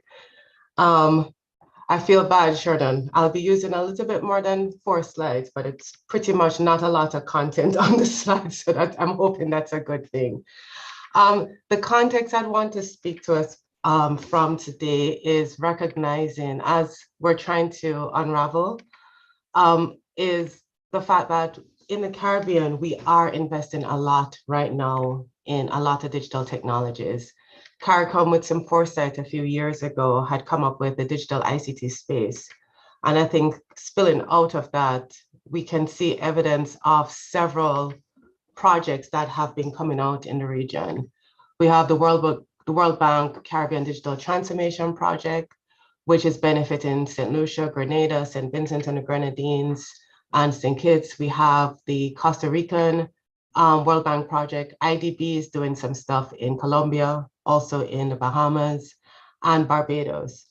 So I think regionally, especially focused on the Caribbean, we recognize that automatically what is at risk, and I think that's the easiest question to answer, is all of these investments we're doing. Every day there's a multitude of cyber attacks that are not attacking just one aspect of our population. It's attacking a combination of our assets, key resources, different groups of people with no distinction between what the physical borders are. It would mean then that as we look ahead is to figure out what are the tools that our public officers or private sector academia would need to actually protect what this is. To look at how things have happened over the past few years, and just to build on the previous presenter, regionally, we've been seeing the evolution of threats. And the reason why it's important to continue from this speaker before, it's because there's been an evolution over the past few years, culminating in 3 main types of attacks in our region. And the evolution is important to look at, because in 2020, and CARICOM has even, Impacts have confirmed this as well with our data as well, is that we saw phishing, smishing, BEC attacks, which is the business email compromises happening. We saw malicious domain attacks. Then in 2021, we moved on to seeing more COVID-related attacks, which our previous speaker alluded to. But we're also seeing a lot of IoT device vulnerabilities, whether it's coming from the devices not being updated, whether it be that we're still using a lot of legacy systems with new systems. And in 2022, it hasn't gotten better. Malware, increased spear phishing is happening, increased attacks on persons who are now at home trying to find relationships. So we're seeing an increased amount of social media apps being hacked or date matching apps being hacked. But it's important to focus on the threats, because as I started off my intervention with the investment, looking at the threats, one of the things that is critical to now analyze is its data. All the things that we're investing in by providing improved services for the Caribbean region, by ensuring that we have, as a result of COVID, most of our government entities went virtual. So we need to have backups. We need to ensure that our systems, some of them are now, and data are now saved in the cloud. But at the end of the day, what they're looking for that is at cost for us and a profit for them is our data. And what does that data look like? I'm going to go through those 3 examples just to give a quick overview. So the data of interest for ransomware usually are the things that companies can't afford to lose. So what is at risk is they use the ransomware attack, whether it be through a phishing, whether it be through hacking, jacking, whatever they want to do, and they hijack your data. The first threat that they do with this extortion that they're executing is that they threaten you to disclose your data. Now, if you take one of those digital transformation projects, if we go as far down as you wanting to provide a better service for the registration of births, so you're now going digital registration of birth. This is one of the primary type of data for an individual. It's your name, your date of birth, who your parents are. It's backup data. It's data. It's your DNA of who you are.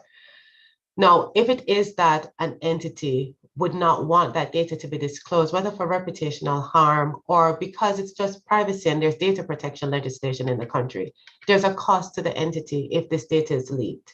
And they have to do a quick analysis. Do I pay the ransom or do I allow them to disclose the data? The second stage that they now have to consider, what if they threaten not just to disclose the data? Because we have data leaks all the time happening because of a previous employee or something. They could disrupt your service permanently, or they could cripple you temporarily. An entity then is at risk to think, do I want my services disrupted? How critical? If you look at the recent Massey attacks, Massey was able to shut down and they were able to manage communication to all their customers instantly. But what if they did not have the ability to shut down and still stay afloat after that shutdown happened?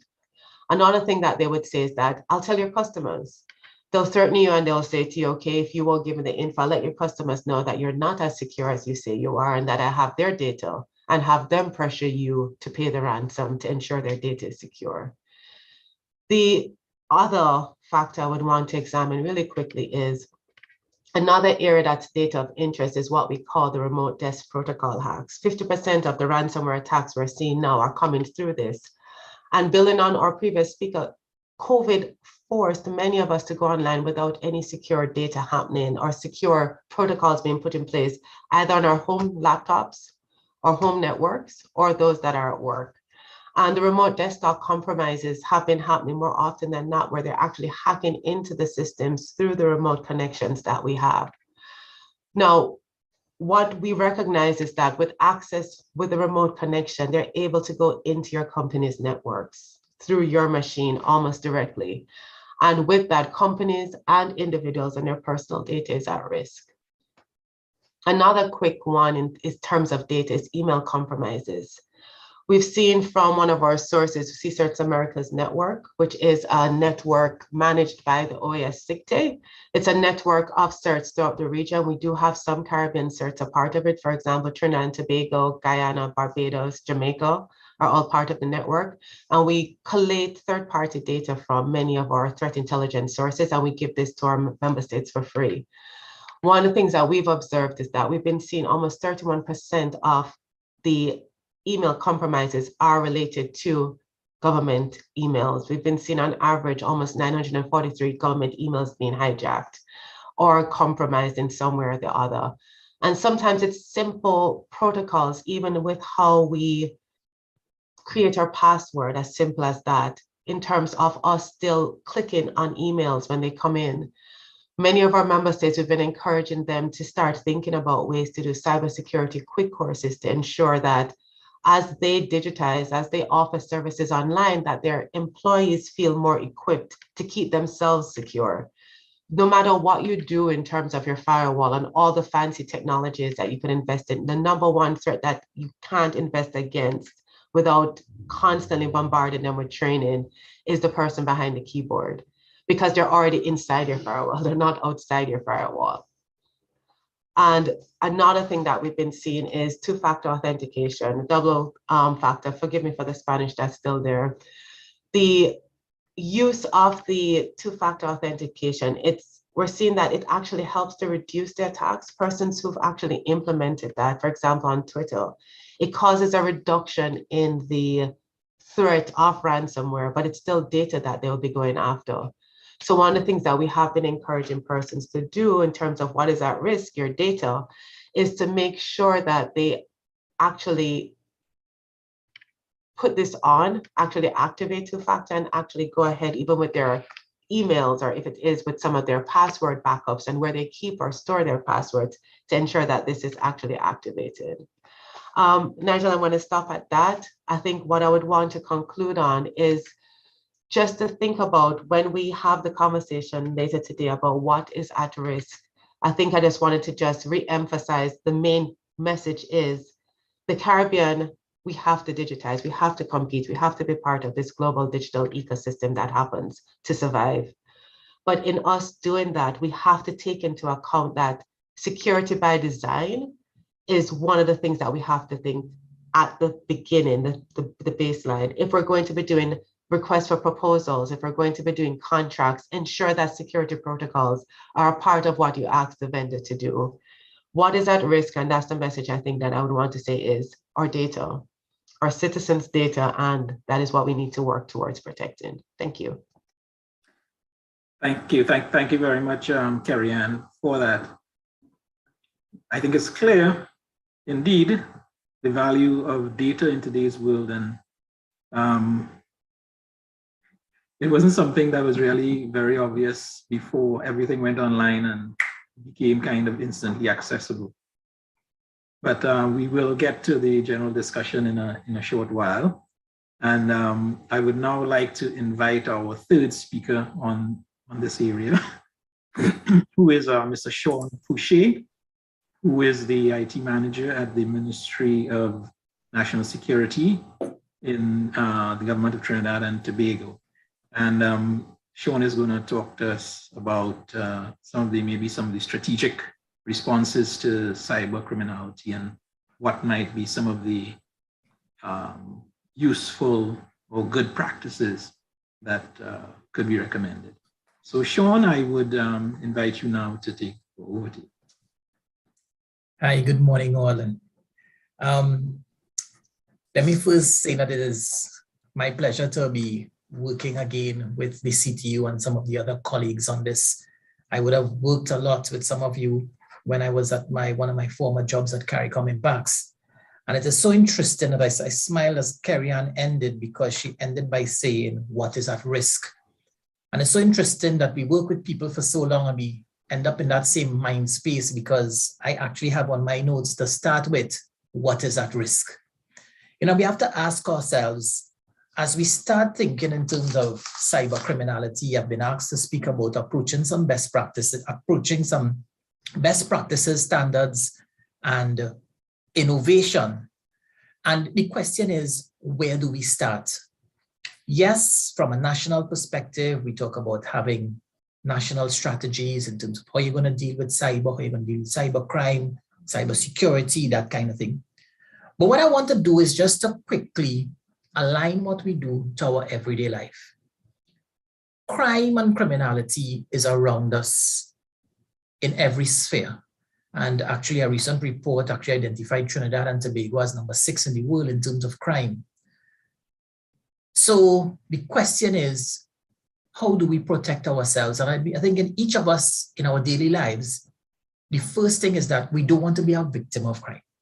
So what we do, we try to prevent it. What does preventing it mean?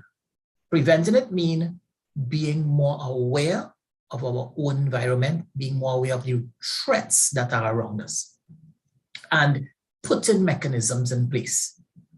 We talk about also having a strategic approach in terms of looking at the long term and actually basically planning your way to get there.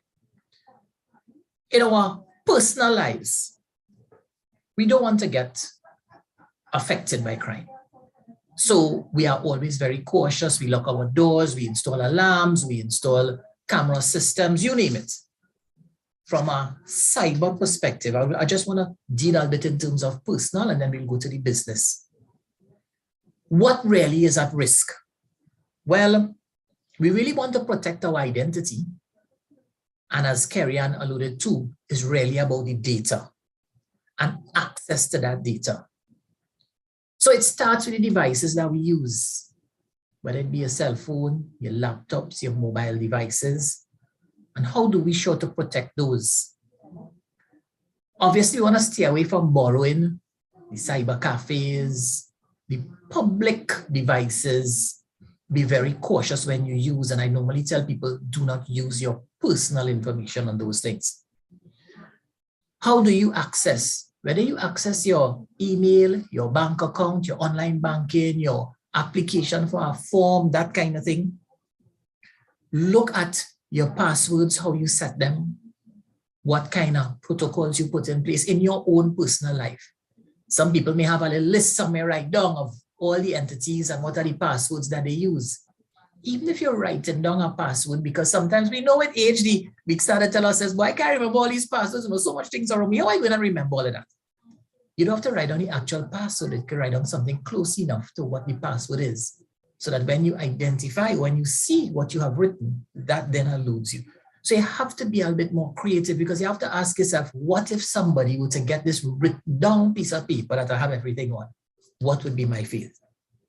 The connections, whether it be a connection at home, the connection on the bus or the mall, the free Wi-Fi. Let's be careful of those. A lot of times we travel and we get free Wi-Fi in the mall and that kind of thing. And yeah, we jump on them. And sometimes they ask you for your credentials, give you a little email address. And you know what we do? We put in the email and we probably put our email password on the password for the portal to get access to it. How do we protect what we do? So that's just some little things that I want us to start thinking about. Now, at the end of the day, when you look at it, if a crime does happen, you hope that the police will then capture the perpetrator, charge them, and bring them to justice. Within our communities, we all know that that in itself, even in the normal world, poses a challenge. Up to this week or last week, we had the Commissioner of Police in Trinidad and Tobago talking about the fact that one of the problems that they have is when they apprehend the perpetrators, they go before the court, they get bail and they're back out to repeat the cycle again. As it is, we have a number of Caribbean entities who do not even have proper cybercrime laws, proper cybercrime bills being passed through Parliament. In Trinidad and Tobago alone, our cybercrime bill was developed in 2012 and has not been passed to date. So at the end of the day, even if it were to happen, even if they were to find the person, even if they were to charge the person, on what basis? Not only that, cybercrime is one of those where you don't have to be at the location to commit the crime. And that's the big thing. So you actually have to apprehend a virtual person. That poses a challenge. So security is the number one thing. From a business perspective, what I want to basically look at is how do we create that strategic perspective? And it's really about creating a checklist, finding some order in what you do. You either start from the inside working your way out, or you start from the outside working your way in. If you start from the inside working your way out, let's ask ourselves two things. What really is the risk and what really is the aim? I really want to protect what I have inside from getting out, and I really want to protect people outside from getting in. Therein lies the challenge. Okay, so again, devices, all these internal devices. We also have some companies that go with a BYOD policy where you bring your own device, but that in itself poses a security risk. So it starts with some kind of policy in terms of how are we going to define devices on the network, and how are we going to deploy devices. And particularly when you have people traveling and stuff a lot, they may have a company laptop or a company phone and traveling and then connect to free Wi-Fi or some other hotel Wi-Fi, which may not be secure. Okay, so ownership policies in terms of who actually owns the device, and policies in terms of how are we going to configure devices based on ownership and based on travel and based on patterns of use.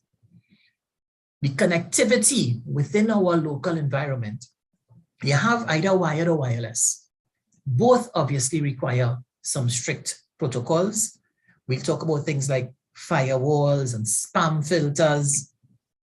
But how many times or how many of us in IT actually have a listing of all our devices, actually have a listing of when last they were updated, actually have a listing of when licenses are up? And we talk about licenses being up, but licenses have a cost. And particularly in public sector, we know that that's where the problem lies. How do we then justify to those who are paying the bills, who talk a different language, and from the time you put up something, it costs too much? It calls for some creativity. So we talk about things like antivirus, ensuring that we have the antivirus installed, it is updated, all your patches installed. Understanding where to go to for support. Kerry-Ann just alluded to the whole idea of the certs. There is a TTC cert.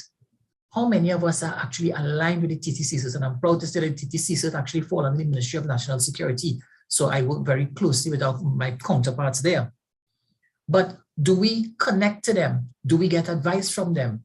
As the threats come out, are we aware of the threats, what is causing the threat, and we actually do what is required to protect our own network at the same time? There's obviously a cost-benefit analysis that needs to come into play. Yes, we will want to have the best of the best, but we can't afford the best of the best. And as we say in Trinidad and the Caribbean, we'll have the champagne taste, but the Moby pocket. Okay? So the question is not just about affordability, but how do we justify the cost? And sometimes we have to take off the non-technical hat and we have to find a way to write those justifications. Kerry-Ann just talk about RFPs and how do we justify. We have to find ways to justify them in very non-technical manner. As we move towards digitization and as we move to implementing systems, how do we get those non-technical people on board? We speak here and we all know, I don't even have to go into all these technical things about firewalls and how they work and all that. We know that. Question is, how do we get those who are non-technical, who sometimes have to do the approvals, the PSs, the CEOs, and what they are looking at is front of them is, what am I getting? This is the money you want me to spend, yes, but what am I getting for it? And therefore being able to quantify, and the first presenter, Shannon, I really want to thank you for some of those figures. Those figures, every time you see those figures, you see them being increased. And using some of those and having also a mechanism to quantify the value of your own risk is really important. So that way it helps you to justify the spend within your own entity, right? And the last thing that I want to speak on is to touch right back to what Kerry-Ann spoke. Awareness and training. How many of us have actual awareness training? Sometimes you see things come across the help desk, you see reports, and you say, but people should know this. That is what we think because we are technical. We have to change our mindset. As technical people, we have to change our mindset. I was at a recent organization and saw a ransomware type of attack where they actually took a company letter, doctored it and edited so well, looking for payments to go to a particular vendor because we did another international business. And luckily, the finance person, he was the one who up and say, wait, why does money go into this particular bank? We've never sent money for this client to this bank before. And that's what triggered it. The perpetrators out there are getting very creative. And we too have to always be, they are always one step ahead of the game. They don't have budgets, they don't have to justify spend. It's a little bit easier for them. We do. But we also have to start to think like they do. Awareness to your staff is very important. And sometimes you run a training course, you run awareness, whether people come in or not, you need to get them to come in. But not only that, understanding that staff keep changing, staff are updated. How do we then ensure that people are aware? Make it part of your daily routines within your organizations that your technical staff, when they go to fix a problem, they help people understand the challenges. When we see the risk, we need to educate those around. We need to keep informing, communication. So I want to leave you with 2 words, awareness and communication. 2 key elements in terms of protecting ourselves. Let's try to identify those little creative ways. Sometimes you may want to just to simulate a little attack on your own network. You're trying to get money to upgrade the firewall. It might sound harsh, but sometimes just bring down the firewall for a little morning. To let the head of finance know, listen, this is the risk that we run. Let's find little creative ways, but more than that, awareness and communication. And I'll leave you with those 2. Thanks a lot, people. Nigel? Thank you. Thank you very much, Sean, for that. And I think those are some very practical and useful perspectives that you presented there. I actually, before you spoke, I had penned a question myself as to whether we can talk about security of these networks and systems without addressing the digital skills of the users. And the last comments you made suggest not. And I don't know if any of the other panelists, well, I expect the other panelists would be of similar view. I'll invite everyone to put questions into the Q&A and so that they can be addressed. I saw Kevin Swift's hand go up. I don't know if Kevin, you wanted to raise something? Yes, hi Nigel. I think we were thinking the same thing. Basically, I wanted to get somewhat of a drill down. So firstly, I joined the congratulations to the speakers because I think the points raised were very insightful, especially just drilling down or breaking down what are some of these security concerns from a non-technical perspective. And on that very point, I just wanted to hear from probably Carrie Ann. I know she has to go just now, and Shannon, on what are some of those initiatives or practices that you could drill down from your institutions when it comes to that sort of people-centric awareness building? Thanks, Kevin, for the question. One of the things that we promote is, Sean alluded, in terms of having a national cybersecurity strategy is one thing. That's something as a nation you can pretty much say to your citizens that this is what you're doing. But on the institutional level, there are a couple of things that we recommend, and I'll just name just a few. One is to ensure that you do have somebody who's in charge of either cybersecurity awareness and not just your IT manager, because the IT manager is really focused a lot of the times on either procurement, network security, focused on all those things. Having in your institution somebody who has specific responsibility for cybersecurity or digital security, ensuring that the roles are distinct between those who are just doing the everyday equipment management as opposed to some of the softer skills that are needed for the institution is critical. Secondly, we also recommend that you have a distinct program for your team or for your staff. Sometimes you can get volunteers who would actually do this, reach out to institutions such as ours or others that could provide some material.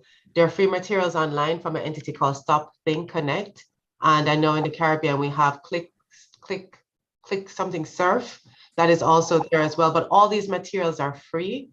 A lot of our 13 of our member states actually participated in a UK project 3 years ago that created web portals with Stop Think Connect and with Get Safe Online.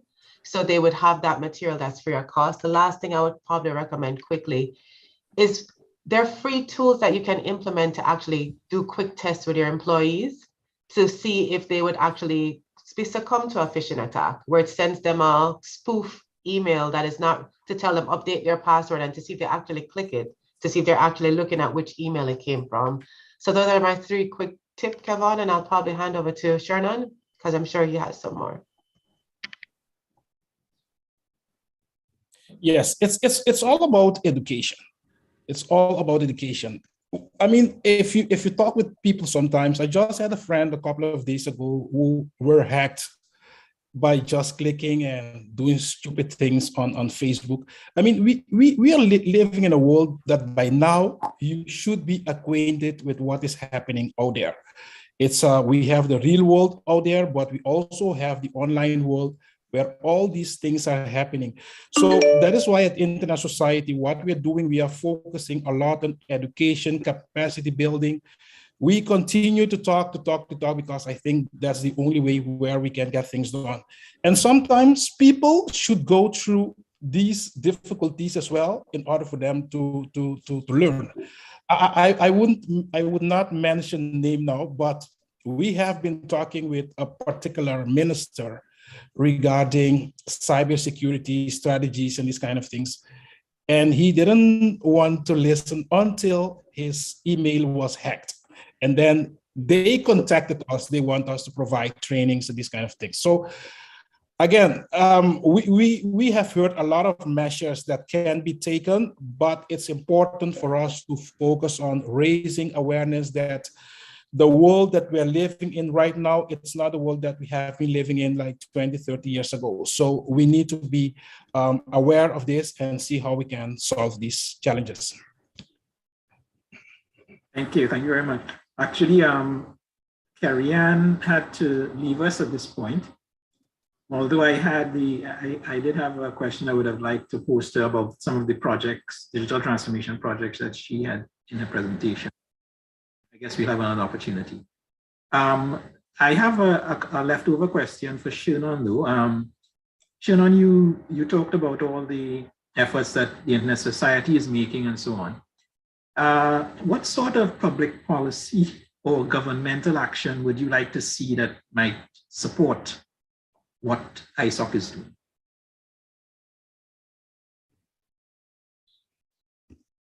Okay, so I need to take a look at all the projects that we have.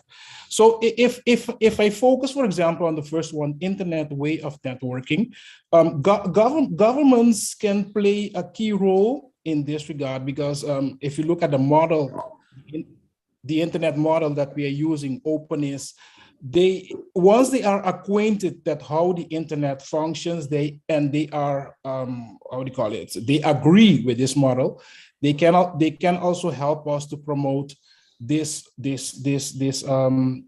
model. Another one is, for example, securing global routing, at which we do have a very specific program called Manners, Mutual Agreed Norms on Internet Routing Security, that we have been promoting around the globe for some while now, so the technical community can benefit from that one. But with respect to, let's say, policymakers, governments, regulators, I believe, let's say, the internet way of networking is one of the projects that they can benefit of, because it's very high level. The only thing that they need to do is to, let's say, to adhere to best practices that are being suggested. And the other ones, in one way or the other, they are technically focused as well. But all of them together, I think then we can achieve the ultimate goal. Okay. And maybe I could ask Sean, I'll rephrase the question that I had for Carrie-Ann a bit and direct it towards Sean. It relates to assessing the impact of these digitalization projects, or maybe even a cybersecurity type investment. You mentioned in your presentation, Sean, that maybe sometimes you have to take drastic measures to bring home to the persons who hold the purse the need to invest in cybersecurity and technology type solutions. But my question is, yes, we do invest eventually, and some significant funds are spent.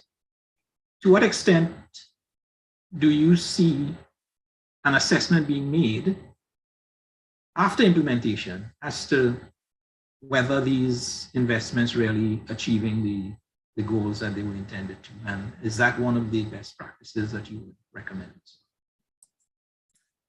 Yeah, Nigel, that's certainly a good point. The fact of the matter is that in the case of securing of networks. You're trying to get a company to pay for something that they're really not getting in their hand and they really don't even know the value of. They're really not seeing it. If I were to come to you and say, you know, I have a phone to sell, give me $5,000 and you buy the phone, you get a phone in your hand. But when you had to go to a CFO and tell them, spend $5,000 to pay for a license for a firewall, he's not seeing what he gets it. So there's two sides. It is the justification up front and rightly, as you said, it is the assessment at the end. So recently, the CSIRT in Trinidad would have been working with, it was a UK project doing an assessment throughout Trinidad in terms of looking at a number of critical companies and doing an assessment in terms of where they are in terms of identifying risk. A number of entities would have done some other risk assessments, and we basically use those risk assessments as the platform to justify projects going forward. I don't think, however, that we do enough in terms of that monitoring and evaluation, looking at the aftermath and seeing were the objective actually achieved. And that is something that we need to do. And the other side to that, or something that I just want to tie into that, is we have to start identifying, and I want to align it to real life. If something happens to us from a crime perspective, we go to the nearest police station and we report it. And we improve thereafter. What we did, we would never do it again. If something happens to us in the cyber realm, what do we do? Who do we report it to? Some entities don't even know where to turn or what to do and how to improve. And normally you get robbed, you tell all your neighbors so that everybody now becomes more secure. But when we get attacked, we don't want to tell nobody because we want to protect our reputation as an organization. And therefore, we are basically leaving all our other entities open to the same type of attack. So yes, the after fact, looking at probably the annually or quarterly, doing our own system assessments, not only from the perspective of identifying risk areas, but seeing what were the improvements that we made, and then tying that back to ensuring that if something happened, how do we spread the news so that we all learn from the experiences? Any comment you want to add to that, Shannon? For example. Yeah. Yes, that's one of the challenges, basically what Sean said, one of the challenges that we have been seeing in the Caribbean, especially with banks. None of them will tell you that they were hacked, but I can almost tell you that on a daily basis, they are being hacked. But of course, they don't want to lose customers, so they don't want to tell you anything. Just look, for example, at all these credit cards that are being hacked. What they're doing is just issuing you a new credit card and then business will continue. So they're not really addressing the challenges that we are facing. And then, of course, at the end of the year, you need to pay more, let's say, fees in order for you to maintain that credit card. But I agree with you, Sean. I think in one way or the other, we should be able to look each one another in the eyes and say, okay, these are the challenges that we are facing and how we can solve them. The problem is that sometimes when people admit that they did commit something wrong, it would have consequences for them. And that is why people may hide and not tell others what happened. But if you look at cybersecurity, in one way or the other, in order for us to help others, we need to explain what happened in order for us to see these as best practices, in order for us to make all these networks better for all of us. Mm-hmm. Yeah, sure. So I just want to add something, and Shannon, you made a very, very good point. It is up to us as professionals in our countries to create that safe space where people will be willing to share. Now, in the case of the banks, I'm just going to use that as a typical example. Obviously, because of reputation, people don't want to share. The creation of a financial cert could be a solution because the banks will come together to work on projects when it benefits them. So, for example, you have where you could actually use your card at any ATM. That came about as a project by all banks coming together within a country. Similarly, if banks were to be able to come together to treat with cyber issues, they will share within their own space.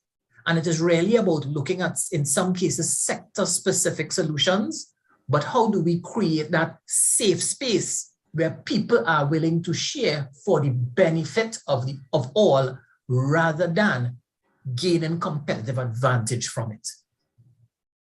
And I guess this is where the CERT community could assist, because that is a trusted society essentially that is being created at various levels. Just to mention from CTU's own experience, we talked about improving the digital skills and awareness of the users. That we've certainly internally taken steps to raise the awareness and understanding of all our employees to the various threats that are out there. And one of the presenters mentioned that there are, it might have been shown, low cost or even free tools out there that allow you to assess your people's skills in this area, in recognizing phishing threats or email compromise and so on.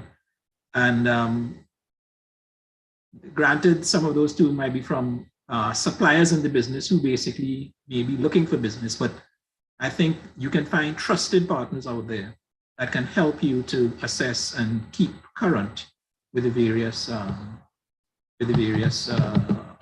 threats, that whole threat landscape stuff out. I'm looking to see if there were any other questions. There was one sort of question that came up, but you might have addressed it in the last comment about the banks and sharing. This was from Angus, I think it was Brown. How do you get them to share from a policy perspective? How do you get, persons who are hacked to share from a policy perspective? In the feature presentation, actually, we asked, when I had asked the presenter, Daniel, about critical infrastructure and whether that needed to be defined legally and so on, and he recommended that it be codified, that what critical infrastructure is, such that if there are hacks in any such infrastructure, it must be disclosed to law enforcement and so on. So there might be some legal measures that we can also seek to apply to some of these things. Well, we have a couple minutes left, so maybe I'll just leave that. I'm not seeing any additional questions or hands raised, so I'll just leave it to you two gentlemen who are left, maybe to make a final comment before we close. Yes, just one comment I would like to give with respect to certs or C-certs. We need to put things into perspective, right? Because if you look at a cert, it's like a fire brigade. It's important, you need to have it. But if you go to a place and where a county, for example, and you see, let's say, fire brigades all over the place, then there is a big problem in that particular country, especially with fire, because you're not supposed to see them that as much. So that's the same thing with C-cert as well. We need to have them, but we need also to focus on secured infrastructure, because I've seen people focusing on C-certs and they're not focusing on how can we make these networks more resilient, So we need to put things into the right context. C-certs are important, but you need also to focus on how can we have much more resilience network, and then of course the work of the C-certs will just become less. So that's one of the points that I would like to give. Thank you. Sean, any final closing comment? Well, and that's a very good one. Shannon had it there. You see them, you start to get worried. But the question is, how do we change their role from being after to before? How do we change their role as helping us to prevent, rather than, it's like a fire services. A lot of people feel that fire services to out the fire. But fire services also play a very important role in doing some assessments beforehand, doing a lot of the education and doing a lot of the sharing, creating those safe spaces for sharing. And so on that note, I want to say really and truly, workshops like these are also very important in terms of how do we share experiences, what worked and what didn't work. Communication continues to be the key. Awareness continues to be the key. But I'm saying too, as we try to make people aware, as we do the training, let's start thinking outside the box, because for too long we continue to have training sessions, training material, everything is right there. But are the people actually learning? As we change the staff, are the people actually adhering to what we learn? And therefore, sometimes it calls for a different level of creativity. It calls for a different level of how do we approach it? And every organization is also going to be quite different, right? So how do we tailor those learnings and those awareness practices to ensure that we are getting some results? And as Nigel also alluded to earlier, measurement of success is very important. So that would then help us to tweak and to modify as we go along. All right, thank you very much, folks. We will leave it there at this point. And on behalf of the organizers, I would like to thank our three speakers, Mr. Shannon Osipa of ISOC, Ms. Kerry-Ann Barrett of OAS CICTE, and Mr. Sean Fouché. Special thanks to Sean, in fact, because he kindly consented to replace one of our initially scheduled speaker who had a late breaking emergency. So thank you very much to all three, and we very much appreciate your contributions today. I will now hand over to the moderator for our final roundtable session. That session will be looking at privacy and security, and I'll introduce and hand over to Mr. Kevon Swift of LACNIC. Kevon, all yours. Thanks once again, Nigel. And we are at this last roundtable discussion 4, that looks at the intersections of privacy and security. I would say that for the most part, we had a lot of very impactful recurrent themes that we'll discuss this morning. We heard earlier on from Dan as he spoke about the need to address at policy those sort of facilities whereby you have cooperation, you have collaboration with organizations, with law enforcement. And in the discussion, we would have raised, for instance, the development of the second protocol to the Budapest Convention that seeks to address specifically that very issue at a global level. We spoke about, I like the analogy that Shannon just gave about a CSIRT being a fire brigade, that whereas it's nice to have a fire brigade, it's also good not to see the fire brigade, because we should be focusing on how do we secure before the fact our assets and our infrastructure. And I really take to heart as well Sean's comment on the creation of safe spaces and increasing awareness. And that's really how you can troubleshoot. You can share in confidence when incidents do happen. We all know that reputational risk is very real, and especially in small societies, but being able to share in confidence when incidents do happen and build on those lessons so that we can mitigate or reduce the incidents of the future, that's very important for all of us.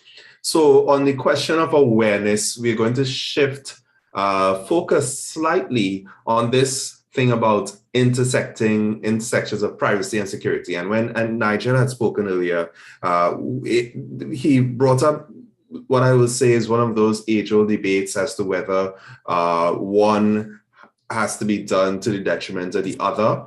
I believe that the speakers that we have this morning can actually share a new light on that same issue of privacy and security, and looking at it from very specific angles. Our lineup initially had 3 speakers, but unfortunately we are down to 2 because Dr. Jeremy Stevens, our UN expert, he unfortunately can no longer participate with us this morning.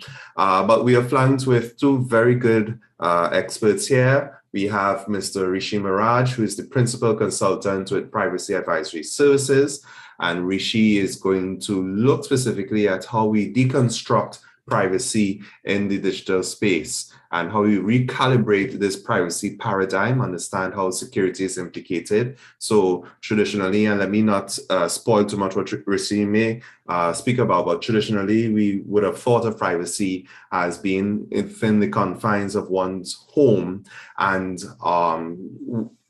issues related to one's physical body. Now that we have very pervasive technologies and now that we have always on devices, we may have to shift a bit the thinking about what privacy actually means from a digital sense. And we also have Dr. Raquel Gatto, who is the General Counsel and Head of Legal at NIC-BR. NIC-BR is the administrator of the .BR CCTLD, and they also deal with the distribution of IPs on behalf of Brazil.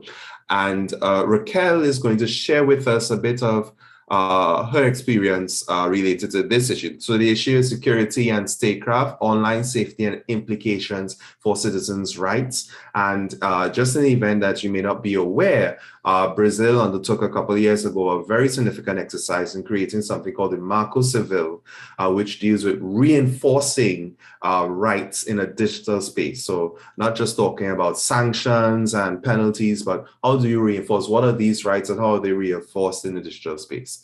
So without further ado, I will hand over the space to Rishi, who will make his intervention. Hi, good morning, everyone. I hope you can hear me clearly. Yes? So, yeah, in speaking with Kevin, he gave me a very interesting topic to discuss, which is deconstructing the whole idea of personal data and privacy, particularly in the era that we are living in today. Now, traditionally, when people think about data protection, think about privacy, the most important things that they think about are, information that is normally pertinent to you.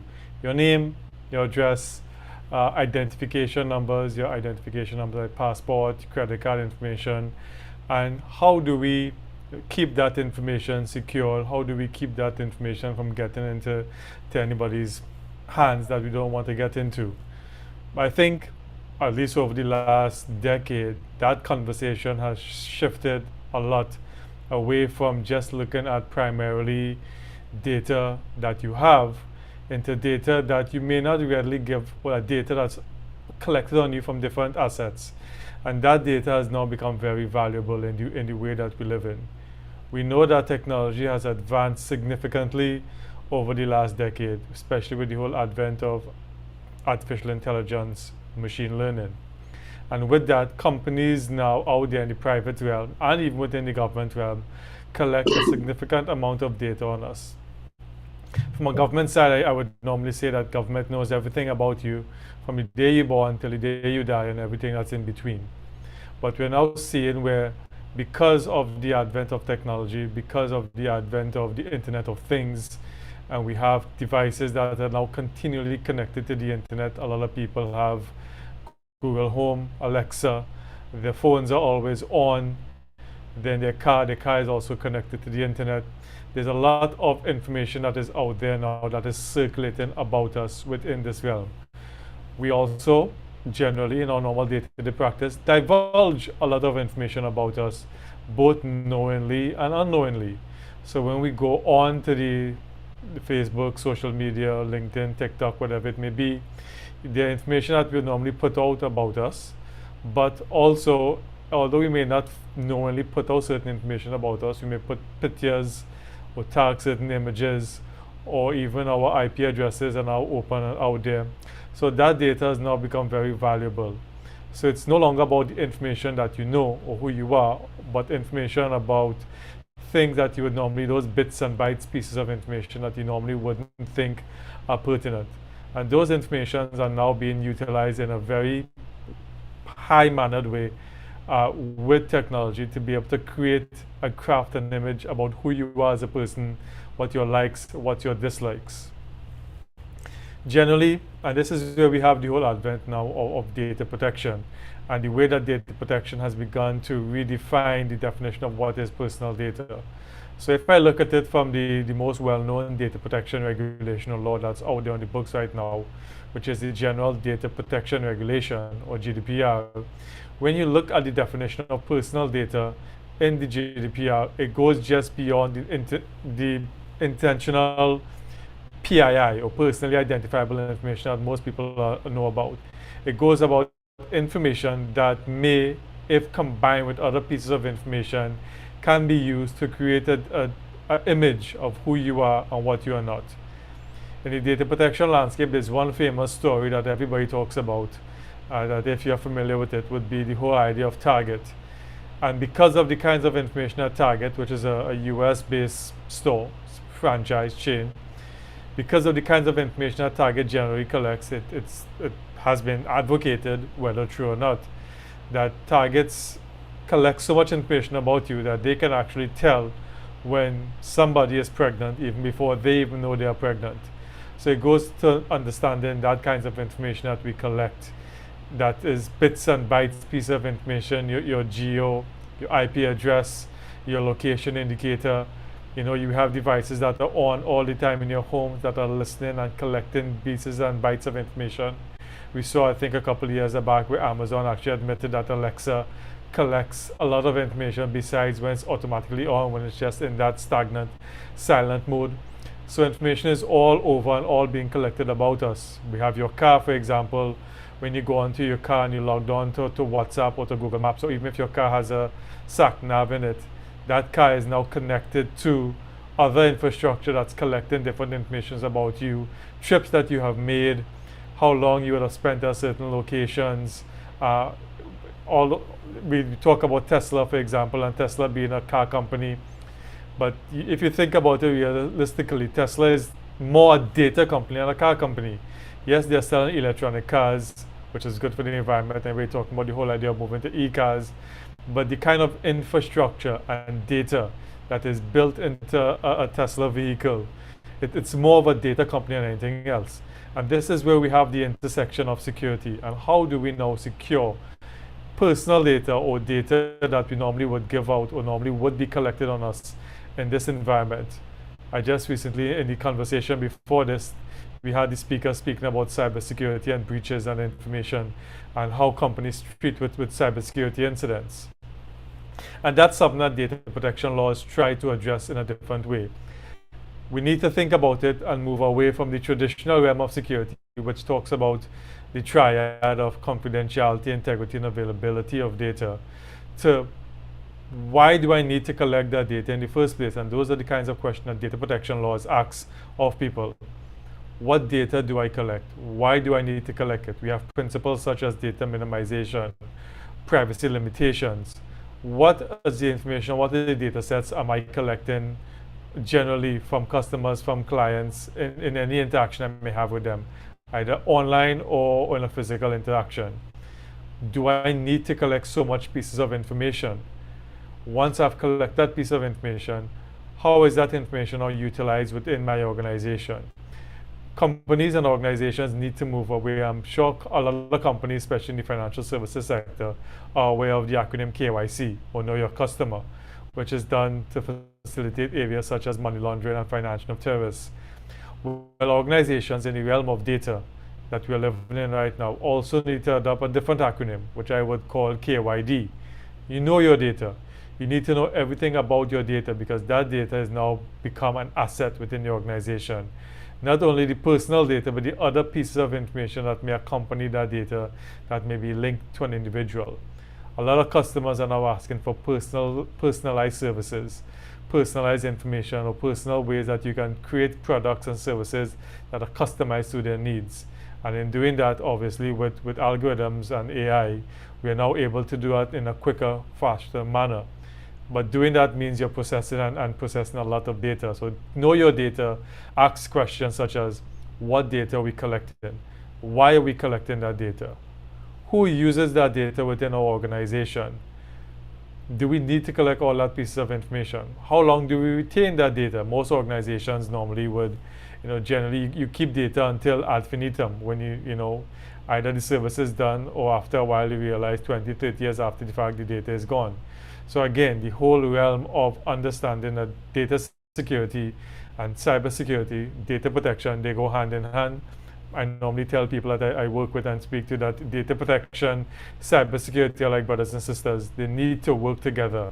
But whereas cybersecurity treats with it after the fact, once you've collected the data protection forces us to think in a different way, in a different realm. Before the information is collected, you need to understand everything that goes on in between. And just to raise a point of the interesting conversation that happened before, the whole question of breaches and companies not wanting to report breaches, we are now seeing in data protection laws that have been passed, particularly here in the region.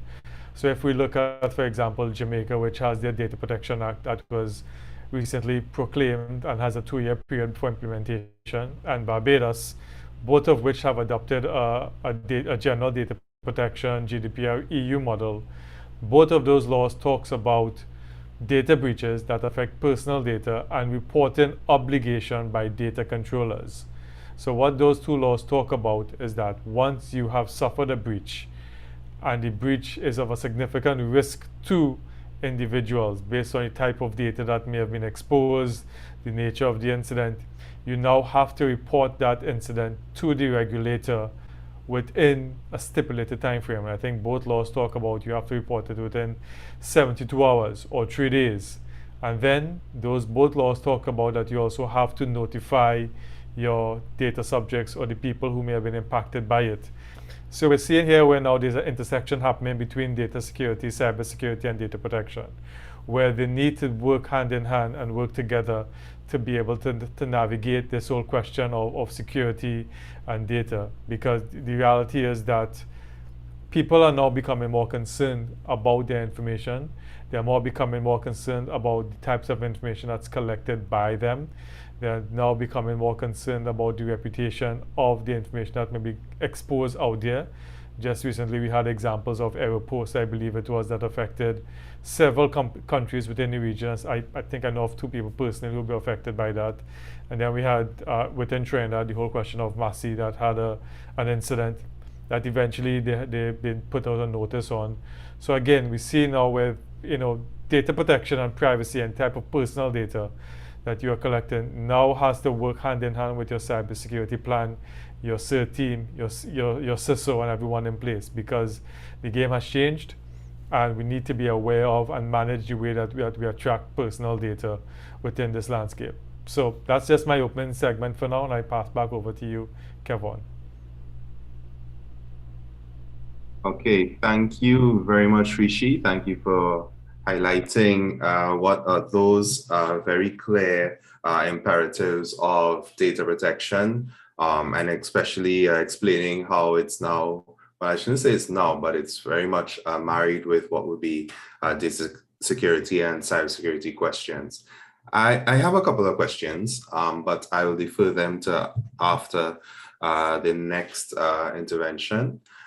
So I'd like to call now on Raquel, who will speak a bit more about security and statecraft, the online safety and citizens' rights online based on the Brazilian experience. Raquel? Thank you very much, Kevin. Can you hear me?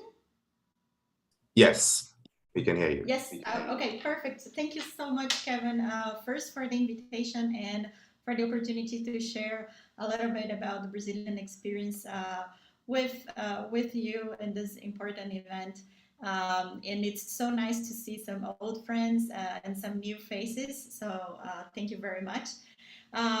So just to start and pick up with Mr. Ricci, who was talking about the data protection law. And I'm in particular now going to speak about the Marco Civil of the Internet. It's the Brazilian Internet Bill of Rights, or the civil framework for the user's rights, depending on how you want to translate. But that's basically the innovative processes that we took over the years in terms of building this legislation that really focus on protecting the users. Of course, there is a lot of data protection there. There is also a specific law that is more recent. But I wanted to start just by saying that Brazil might claim that they are one of the first to have this kind of internet bill of rights. But you should know that we were probably the last in Latin America to have a data protection law. So this is all related when we think about regulation and how we keep up with the technology, with the internet regulation and so on. I think there is no competition here. It's not exactly a product deliver or a competitive market, but it's all about the journey that you take and how you understand the societal needs for this piece of regulation. And of course, each country has its own kind of legal framework to comply with, right? Some are more of the civil regime, some are more of the common regimes based on jurisprudence, and this all needs to be adaptable. This all need to be adjusted to the reality to really work. So that's my initial pitch to connect a little bit on the experience. But then what I'm going to talk today and walking you through this experience, I was planning to go into 4 dimensions. So giving you a little bit of the context back to the the year 2000 when it all started with the problems, of course. So it's a little bit of the storytelling on the context on how the Marco Civil was born, or the idea of the Marco Civil was born, and then to walk you through the methodology or the how it was built. There is a whole process to share about it in terms of consultations and really bringing the voices that are affected in this piece of regulation. Then to share the what, right? What is in there that is protecting users, how the choices were made, and I probably cannot bring everything, but I picked at least 3 of the major pieces in the Marco Civil that I want to share. And then if we have time, we can talk a little bit more about the future, but I'm sure Kevin will have questions about it later, so we can exchange more. So in terms of the context, it always started back in around 2007. It's really, we all have those celebrities, right? TV celebrities. Nowadays, it's more digital influencer celebrities. And with them, we also have the paparazzi and the curiosity to share their lives. Well, the problem in Brazil really got into the news when one of those celebrities there was a video from one of those celebrities in inappropriate behavior in the beach, in a public space. But anyways, it was posted in YouTube, and then it started a lawsuit to take the video down. And the platform replied that they could not comply 100% with this court order because they could not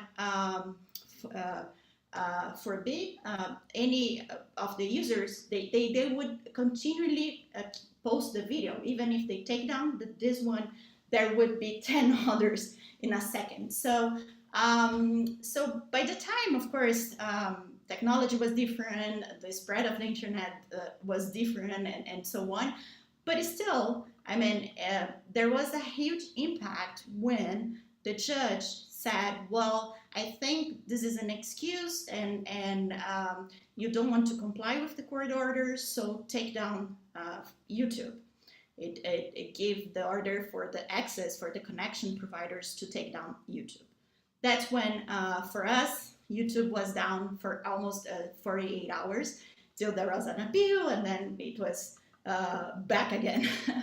And luckily it was not the pandemic, right? I think nowadays it would have been a really, really pushback. But anyway, so at this point, I mean, it's not that discussions were not happening and problems were not happening besides the celebrity thing.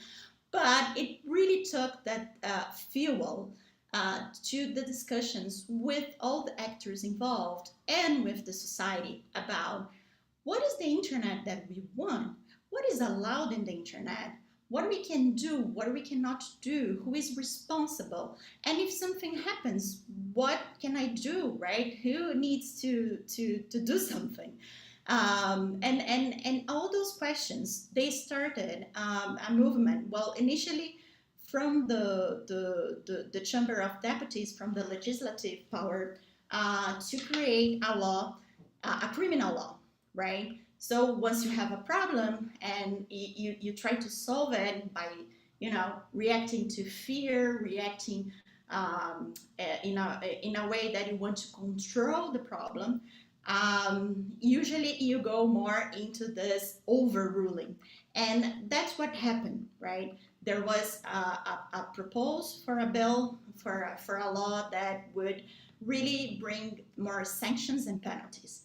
But the society pushed back. And the society said, well, but we don't want to only to punish. We want to understand what we have in terms of rights. What are our user rights and obligations before even you can be punished for something? And that's how Marco Civil was born. I mean, the idea of Marco Civil was born because it really started this discussion on what are the values we're trying to protect, what are the principles we're trying to safeguard, and how we are going to do it. And so to make this story short, the Marco Civil, then I'm going for the methodology. The whole process is started with the executive power, with the Ministry of Justice, issuing a public consultation around some of the key principles that were suggested by the Brazilian Internet Steering Committee. I'm not going to have time to explain everything about the Brazilian scenario, but if you are interested, you should look out for CGI.br. That's also where I'm a legal advisor, but that's the body responsible for internet recommendations in a multi-stakeholder way. And it's called the Brazilian Internet Steering Committee in a translation, very roughly translation. But CGI has proposed some 10 principles for the use of the internet in Brazil. And around those, the Ministry of Justice started a public consultation to understand how you would break this down, right? What does it mean diversity in the internet? What does it mean accessibility in the internet? What does it mean freedom of expression in the internet? Very often used as versus security, which is a false dichotomy, but those are the questions that were put forward for the society. And then based on the answers, there was a second round now with a draft bill to be commented. Over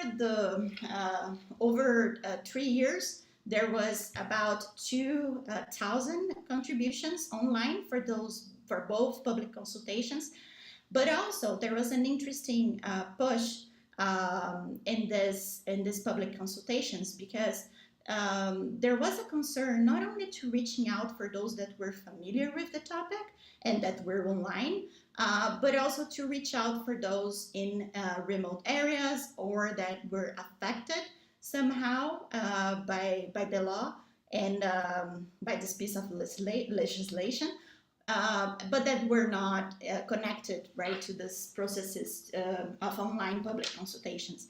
So, so there were several events held in major cities, also to gather face-to-face contributions. So with all of those, there was a final draft bill suggested to the legislative.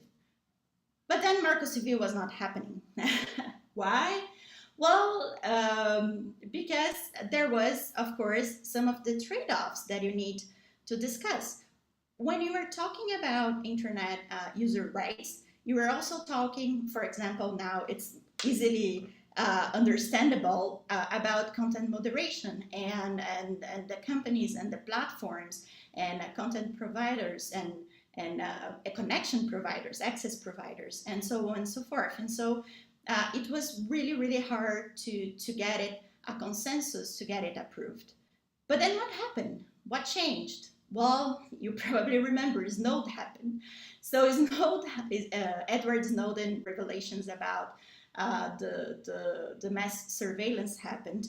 And it brought back to the news. I think Brazil is kind of moved also for the news, but anyway, it brought back to the news the issue around the user's rights, privacy, and data protection, but also about the fear and the control and how we were going to react about it. To make this story short, and Kevin, please help me with time if I'm overspending it. You know, I'm passionate about the topic, but let me just go through some of those important topics before I wrap up. So Snowden happened, and Brazil took really a role in trying to create a positive reaction. Because we were in this processes of discussing Marco Civil, it was easier to bring this forward to the global level and to suggest a global reaction that would reinforce principles and values instead of sanctions and penalties. And that's what happened. That's when Net Mundial, for example, happened, that really bring this many countries together, but also all stakeholders really together to reinforce what is important in terms of the internet governance, instead of thinking this was, you know, I strike and it's not working, those problems are happening, and then we need to control it. So during Net Mundial, which was in 2014, Marco Civil was approved and sanctioned. So there we go, there we have the law, and now we need to work with it. So let me tell you just what is in the law that is also important. So first of all, the Marco Civil states that it's founded on the freedom of expression, human rights, on the recognition of the global scale of the network, and on the collaborative efforts. And that's a huge, huge statement in a federal law in terms of the commitment that it takes for the internet itself. But then in terms of the user's rights protection, I'm going to highlight 3 of them that I think are really inspirational. The first one is regarding the access. So it establishes that access is fundamental for the exercise of citizenship. So it really puts the connection, right? The right for people to get connected to the internet in this place of human rights.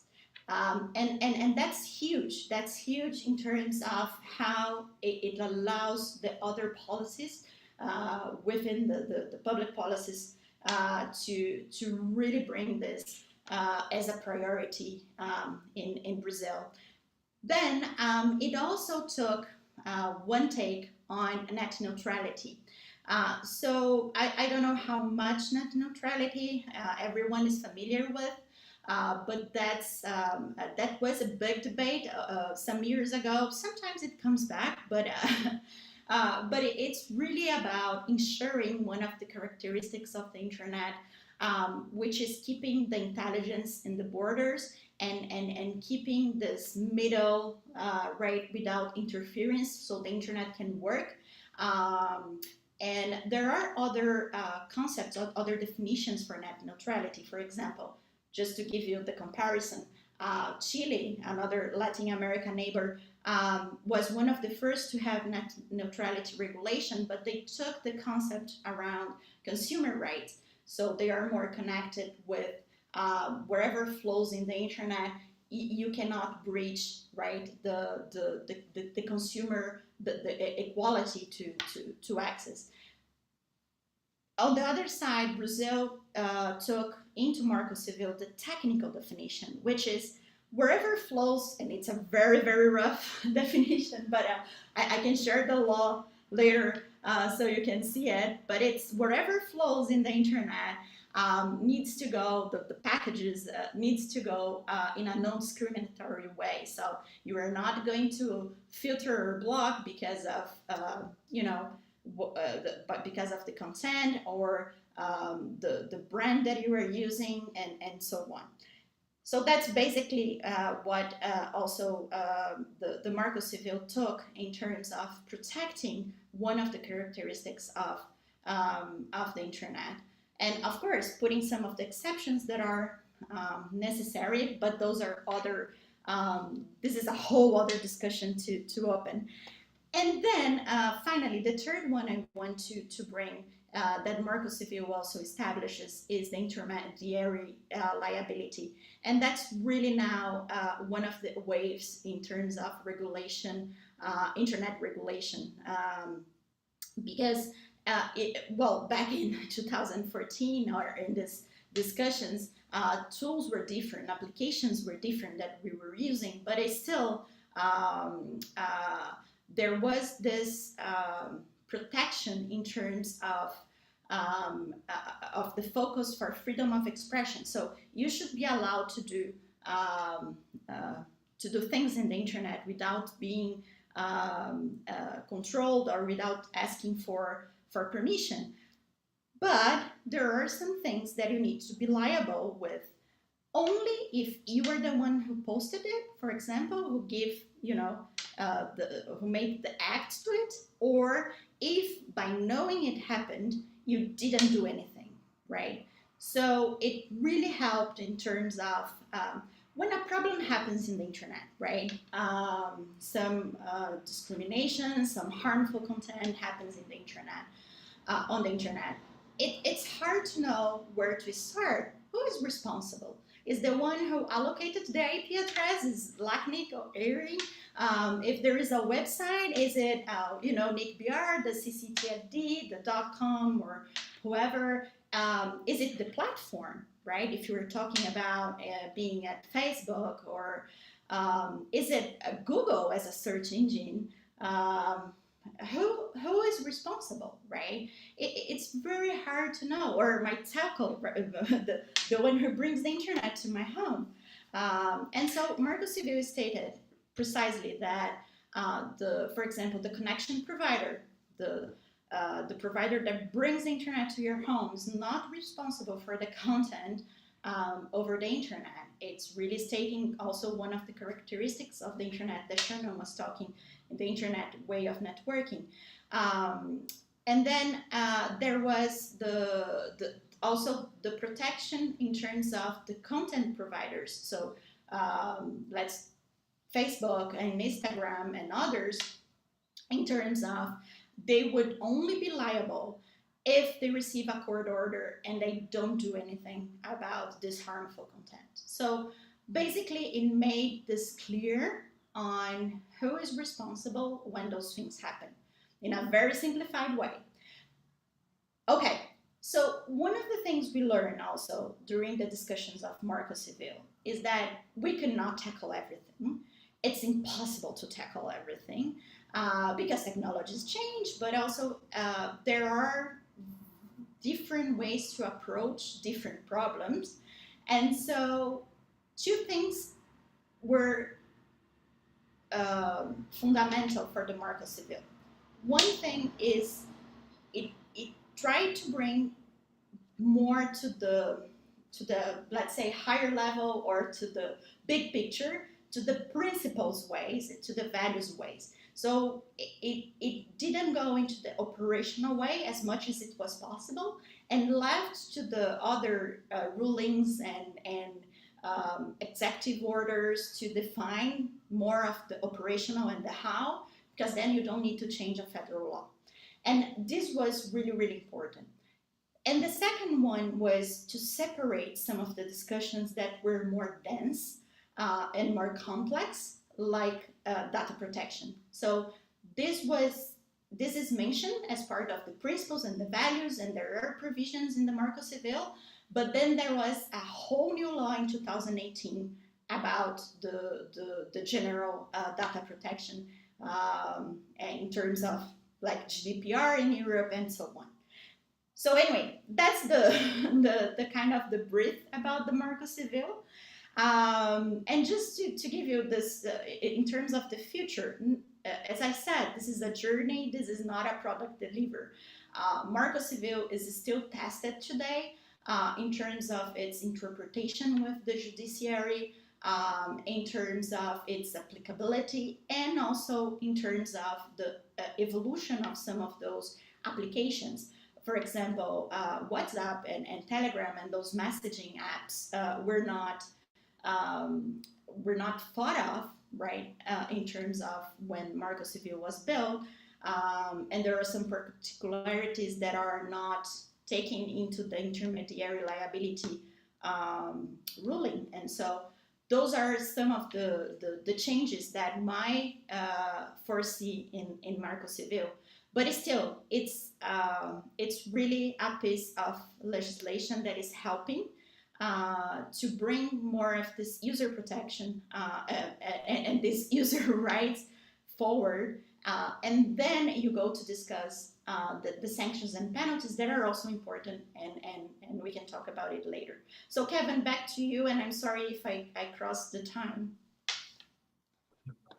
Thank you, Raquel. No, you didn't cross the time at all. I think that you really gave us a very insightful look at the precursor of what we would have heard about in terms of Marco Civil. I really liked how you emphasized that there were these very core discussions on principles and values, and you saw the commitment of government authorities to not just rely on online consultations, but to go out where people are connected and even take their contributions into consideration in developing this. So I think we got a great appreciation of what would have been the precursor, the build-up to developing the Marco Civil, the understanding that it's still a work in progress, the lift that the Snowden revelations would have given it on a global scale. And I really appreciated getting the details on that. I wasn't aware of some of those things. So thank you very much for sharing that.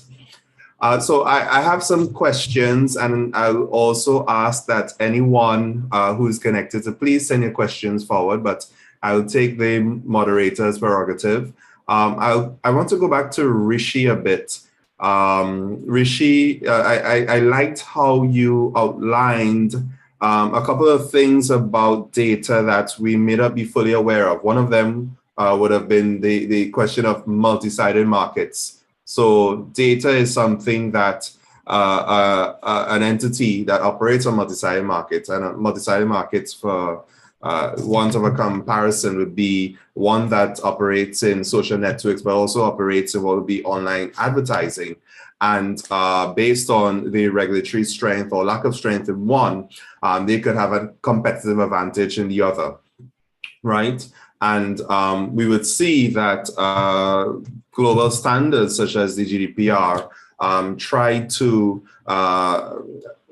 attenuate, try to stymie, not stymie, but put a bit more control as to what will be these flows of data, and really reinforce from a European value perspective the importance or the primacy of rights. So Rishi, in a Caribbean space, from a Caribbean perspective, do you think that the discussions on data protection are more so rights-based, or should they be more rights-based? Or do you think that there may be Caribbean stakeholders that are much more interested in the monetization and the capitalization of data? I mean, you hear this cliche in a lot of technology forums: data is the new oil.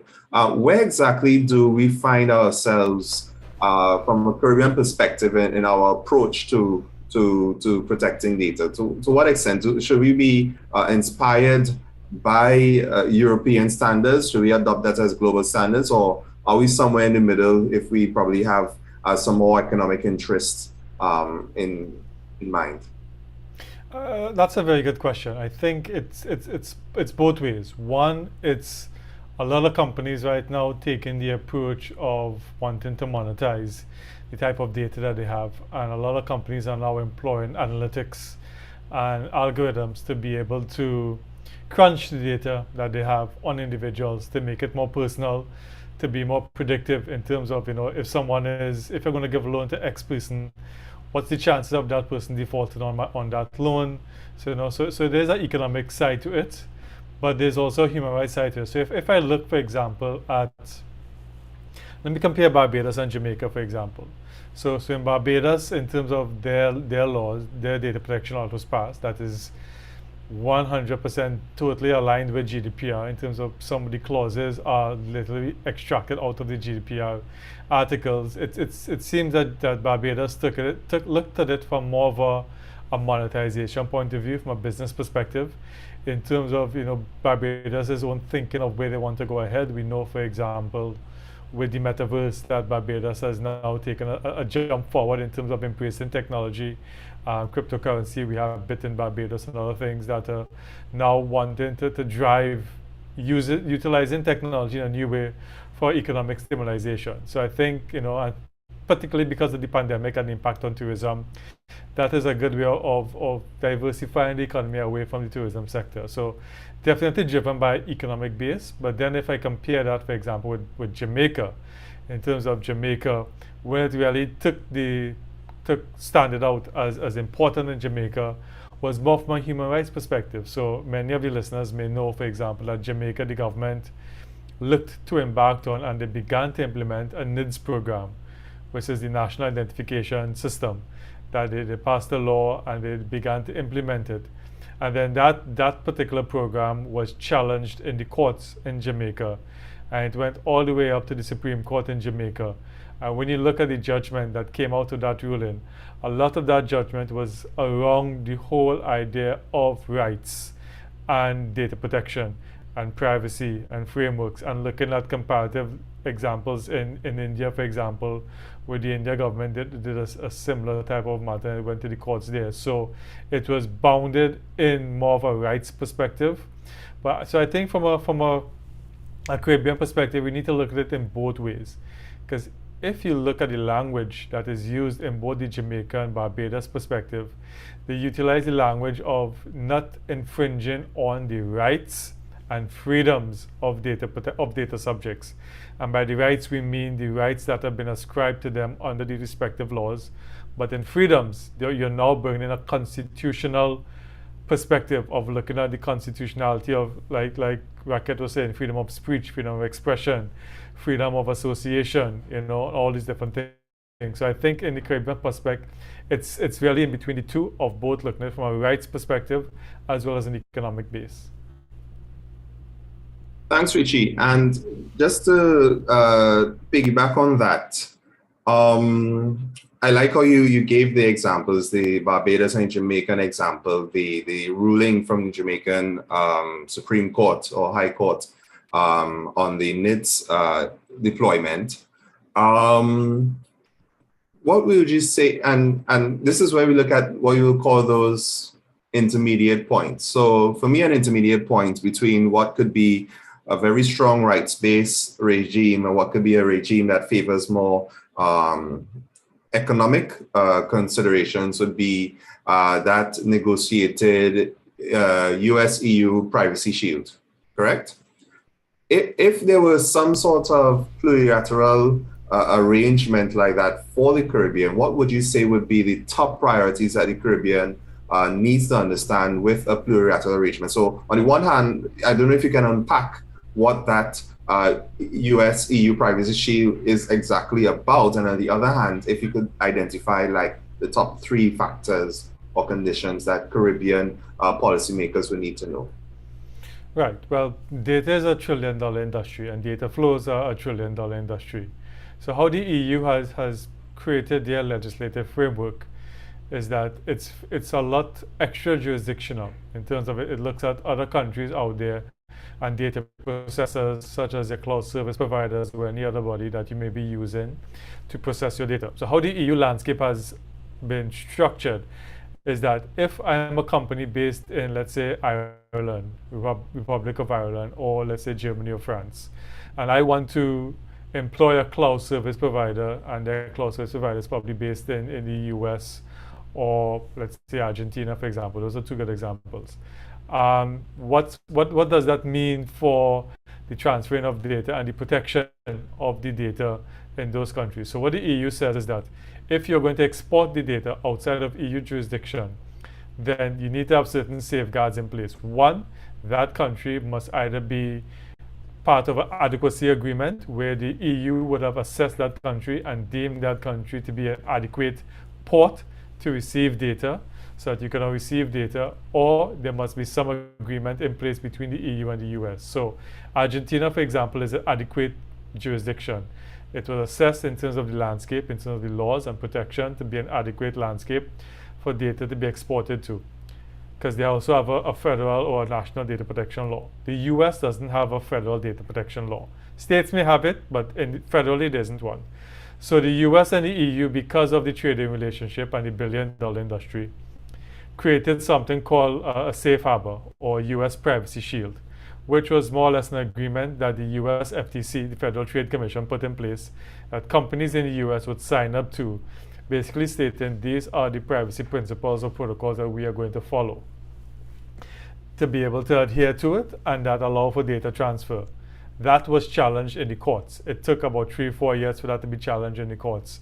And the decision that came out, I believe it was July of last year, is known as the Schrems II decision, because the decision was challenged by a guy called Max Schrems, who's based in Austria, challenging that whole privacy and that whole rights because of US other laws, such as the FISA laws, National Security Agency laws, the Cloud Act, that allows the government the ability to go in and knock on, let's say, Amazon or Microsoft's door and say, listen, I want to see data that you have on X and Y person for federal purposes and stuff like that.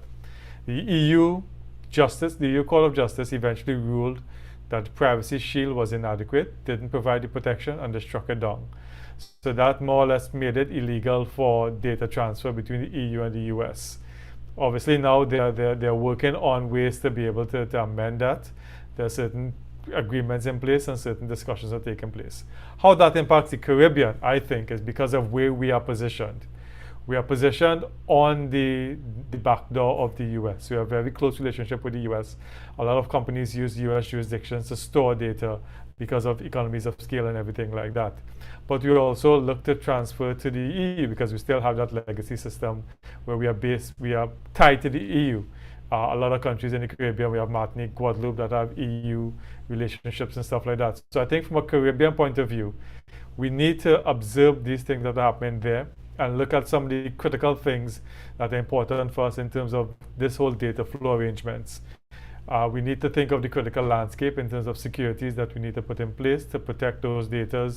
We need to look at trade agreements. So for example, a lot of these trade agreements with EU, with Canada, for example, have these protocols that are built into them that saying if you want to transact trade with us, you need to have similar laws on your books.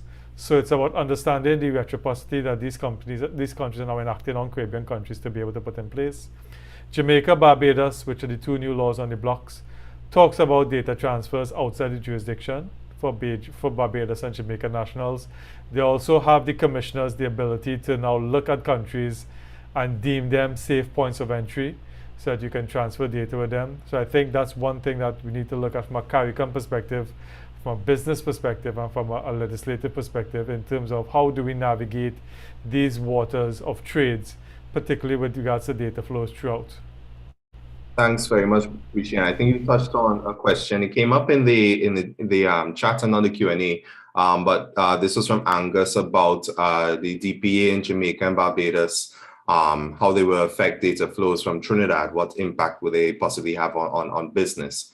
I think there's very much a need for us to discuss within CARICOM the entire question of intra-regional data flows and the specific standards that we want to define as a region. Considering, as you said, we have the US's backdoor, we have elements of EU standards in terms of Martinique, Guadeloupe, French Guiana, and such that are really nearby to us. So it does give us a lot to think about in what could possibly be a Caribbean data protection regime, if I must say, something like that. I'm putting that out there. I know we had that in the past, but thanks very much for that. I just want to give a bit of spotlight to Raquel based on some of the comments she had made about the Marco Civil. So Marco Civil at first addressed the rights of people, and I think that was very great. It also provided a lot of clarification or reduced ambiguity in terms of the roles and responsibilities of internet intermediaries. One of the biggest or more contemporary developments on internet intermediaries and obligations for transparency and accountability comes from the recently thumbs up for the EU's Digital Services Act. Could you just share with us a bit what does that mean in terms of these internet intermediary liabilities and what possible impact that the DSA over there in the EU could have on businesses here within LAC? Rashid touched on the fact that at least when it came to the GDPR, a lot of the EU's laws are very extra jurisdictional. They have found mechanisms to reach beyond their borders by virtue of anyone providing a service to EU citizens. But what are some other possible, what is DSA and what are some possible implications for us here in Latin America and the Caribbean? Thank you very much, Kevin. Just before I start, I think Nigel had the hands up. I don't know if that's, sorry. No, he puts the hands down. Sorry, Nigel was just, but so let me try to bring this. There is a lot to unpack here. Let me try to bring this in a nutshell. In terms of intermediary liability, it's very hard to speak. Imagine myself, who I'm not a native like a speaker, English speaker, but that's really in the trend now. In terms of it's both, right? To use some of Rishi terms, it's about the user's rights, but it's also about the economic and the market regulation. And so either the Europe with the Digital Services Act, and more recently with the package in agreement with the Digital Market Act, which brings us about 600 pages of regulation to digest. In terms of how we're going to balance the big techs, right? The platforms, the internet applications, and the users' rights. But it's not only restricted to the EU, right? In the US, there is the discussions around Section 230 that also tackles this intermediary liability in terms of what you were responsible for the content online. And let me bring this to a very, very lawyerish approach. Lawyers are trained to see the problems first and the breaches. And so with the overall approach in intermediary liabilities, what concerns me, I'm going to bring the 4 points that really concerns me, either in the DSA or the discussions around the digital, the section, the 230, and in Brazil with the update of the Marco Civil in terms of a new proposed draft bill for regulating content online and fake news. It's called the draft for fake news, actually. But the 4 concerns are, the usual copy and paste style. So, or to a better expression that is more used, there is no one size fits all.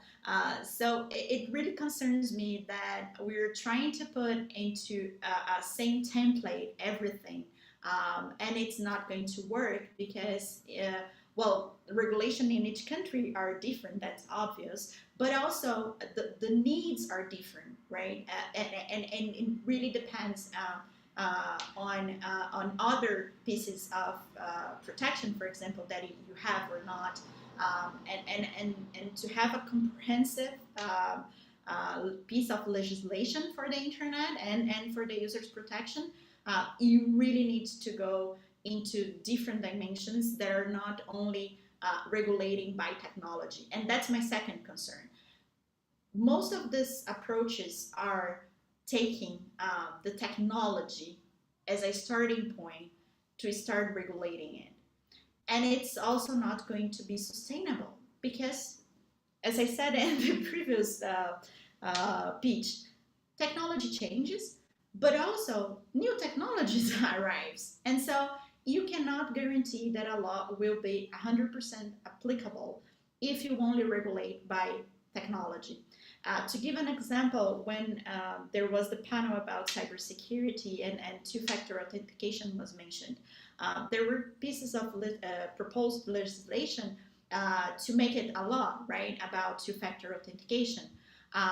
You understand the intentions behind it, which are good, but then if you do regulate by this, for example, federal law, imagine if this technology changes and you know, there are breaches to that, and then it's harder to keep up. So anyway, just a silly example to say and connect that you cannot take as a starting point technology back to principles, back to values, and then you go down and escalate down to the operational level on the how.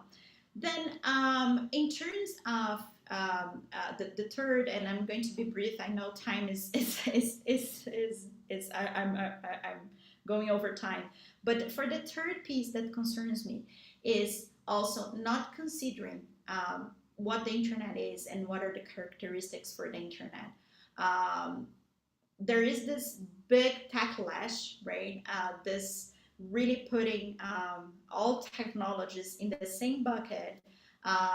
Whether you were a platform, whether you were a connection provider, an access provider, whether you were a CCTLD, and so on. We are all in the same bucket in terms of you are the bad guys, and we need to regulate and control what you were doing because bad things are happening on the internet. So basically, that's the narrative on the fear that will, if you don't push back, will escalate to something that is over-regulating and that can break how the internet works. So that's the third concern. And the fourth one, it might seem pretty obvious, but I need to say it, is focus on the people, right? We do lose this focus very often when we got into these discussions. But the internet is here to connect people. It's here for the communication among people, while the packages itself go into devices. But it's about the society. And so most of this regulation is really talking about a behavior and problems that are beyond the internet. And so that's also one thing that is pretty clear in some of the DSA and the DMA and the Section 230 discussions that are really missing the focus on the society and behavior and people. So I hope this really answers your question, Kevin. Great. Yes, thank you so much, Raquel. Unfortunately, we have come to the end, and I'm so appreciative for both of your contributions. I think we had a very enriched discussion. And Raquel, you were not here on the first day, and I know you came in a bit late today, but it's so interesting that some of the points you made are actually recurrent takeaways that we have spoken about, and it really dovetails well with your particular message. Focusing on people is very important in any sort of regulatory landscape. Even when we're thinking about having effective or efficient cybersecurity, people must come first. People are very important to have those robust systems and to actually build out resilience. And even the point that you said about not putting internet in front. So technology neutral language thinking about what exactly needs to be regulated and to what extent. So trying to focus more about fit for purpose regulation as opposed to over-regulating and grouping all of the internet ecosystem as the bad guys. Knowledge about what the ecosystem looks like and breaking that down is very important. And the takeaway that really just impacts me the most is what she said about avoiding these one-size-fits-all approach. We cannot import wholesale developed solutions from the EU or anywhere else where we did not have sight as to what are some of the indigenous inputs and concerns there and expect that to be used in our jurisdiction. So for instance, not the DSA, but the Digital Markets Act has an entire section on obligations that are actually based on pending and past difficult court processes in terms of competition for digital actors, for electronic communication players. So I really like how you really came in at that point and summed up everything and reinforced some of the themes that we've been talking throughout the 2 days of deliberations. And I'd like to thank both of you all on behalf of all of the organizers for agreeing to participate here. Raquel in particular was a last minute addition based on some challenges that we had. So thank you for your time. I'm very thankful for your time and intervention. Thank you, Rishi, for continuing to show us what we need to know, so continue to shine the light on Caribbean data protection, and look forward to having further discussions with you on platforms like these to continue sharing that info. So I'd like to thank you, and we're going to move right now to what will be the wrap up of this 5th Caribbean Internet Policy Forum. We really had 2 wonderful days of very, how should I say this? Very instructive conversations and deliberations as to what we need to think about in addressing digital transformation. On the one hand, that was the focal point of day 1's roundtable discussions. And then today, when we address the security concerns, because it would be rather foolhardy to think about digital transformation without significantly looking at the environment in which we're in, the need to safeguard those investments in digital transformation, and the need to think about the future. The pandemic has been both a blessing and a curse when it comes to the use of digital technologies. We have suddenly an exponential amount of technology usage, but we also have at the same time a huge increase of our cyber risks portfolio that we have to consider. And one of the things I think that's also recurrent in both days' discussion is that these issues, the approach to them are always going to be multi-sectorial. It will always require multi-stakeholder approaches from various stakeholders who are responsible for various aspects of what we want to see in terms of our digital future. You can think about in day 1 when we spoke about the developers, the young people who are actually coming up with very innovative things, and then being given an opportunity to innovate on behalf of the public sector. That's something I think was very useful. The program that Dr. Charles spoke about with a more innovative approach to multiple disciplines, so that graduates don't have to come in at an entry level when it comes to the workplace, but rather at a mid-level, and they can make interventions from there. For today's security focus with our first speaker, Mr. Daniel Ackerman. Daniel really unpacked what would have been some key concerns for us here within the hemisphere. Not just the definition of the substantive criminal laws, but he also spoke about the need for further capacity building, the need for enhanced cooperation. And one of the messages that he mentioned here a couple of times, the need for law enforcement to do a bit of outreach when it comes to cyber crimes and cyber criminality, the risk factor, the reputation factor, really spins that issue on its head when it comes to victims of cybercrime not willing to come forward and express that they have been a victim and not getting the appropriate level of redress that is required. Today as well, with the first roundtable, I would say that we had a very useful amount of inputs from our three experts, Shauna Saper from the Internet Society, Carrie-Ann Barrett from OAS SICTE, and Sean Fouché from the Ministry of National Security, Trinidad and Tobago. I would say collectively that they broke down the pillars of what their institutions focus on in conducting effective cybersecurity. And it was evident, they also addressed the issue of evident and inherent risks to not investing properly in cybersecurity, practices that are required across all institutions to identify and mitigate cyber risk. Some of the lessons learned from that first panel would have looked at developing greater trust communities or safe spaces for companies, for digital players to be able to really unpack and to meet that issue of reputation, of the fear of not wanting to come forward. Shannon gave a wonderful analogy of a CISA being like a fire brigade, that while you may need to focus on fire brigade, you ideally wouldn't want to see the fire brigade.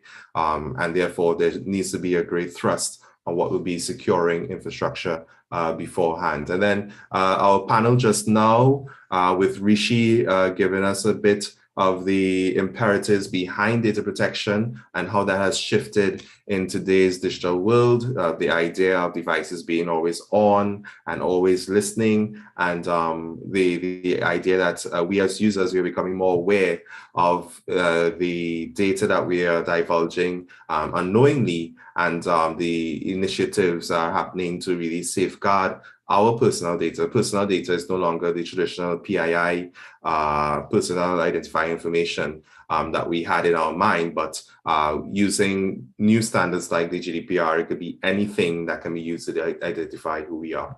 And Raquel giving us the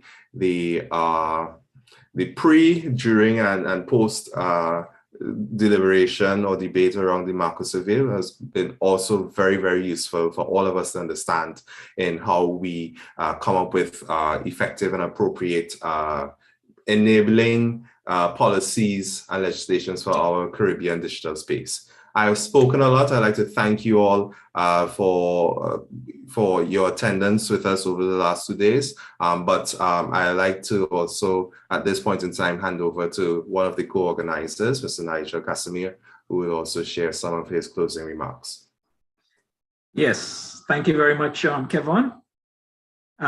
You've covered most of it, I think. I believe over the past 2 sessions, 2 days last week and today, we've examined, several different aspects of the theme of advancing Caribbean digital development, government, private sector, cybersecurity in particular today.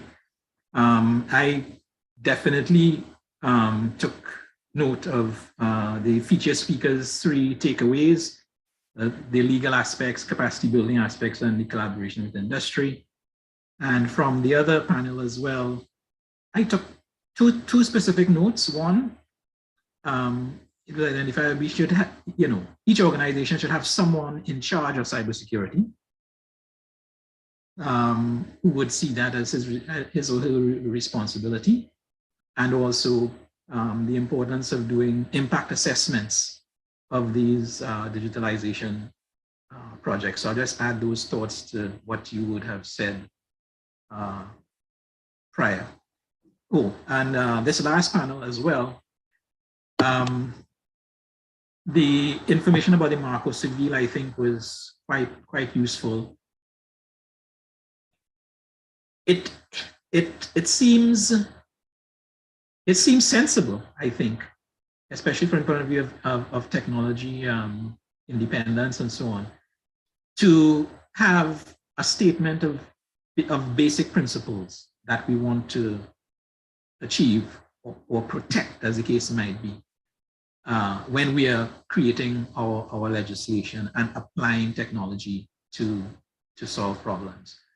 So it would be useful, I think, as a general practice for all our Caribbean territories that are seeking to implement data protection laws to have some background statements of principle, which can be used to evaluate the proposals, the legal proposals and provisions that are being put forward for acceptance.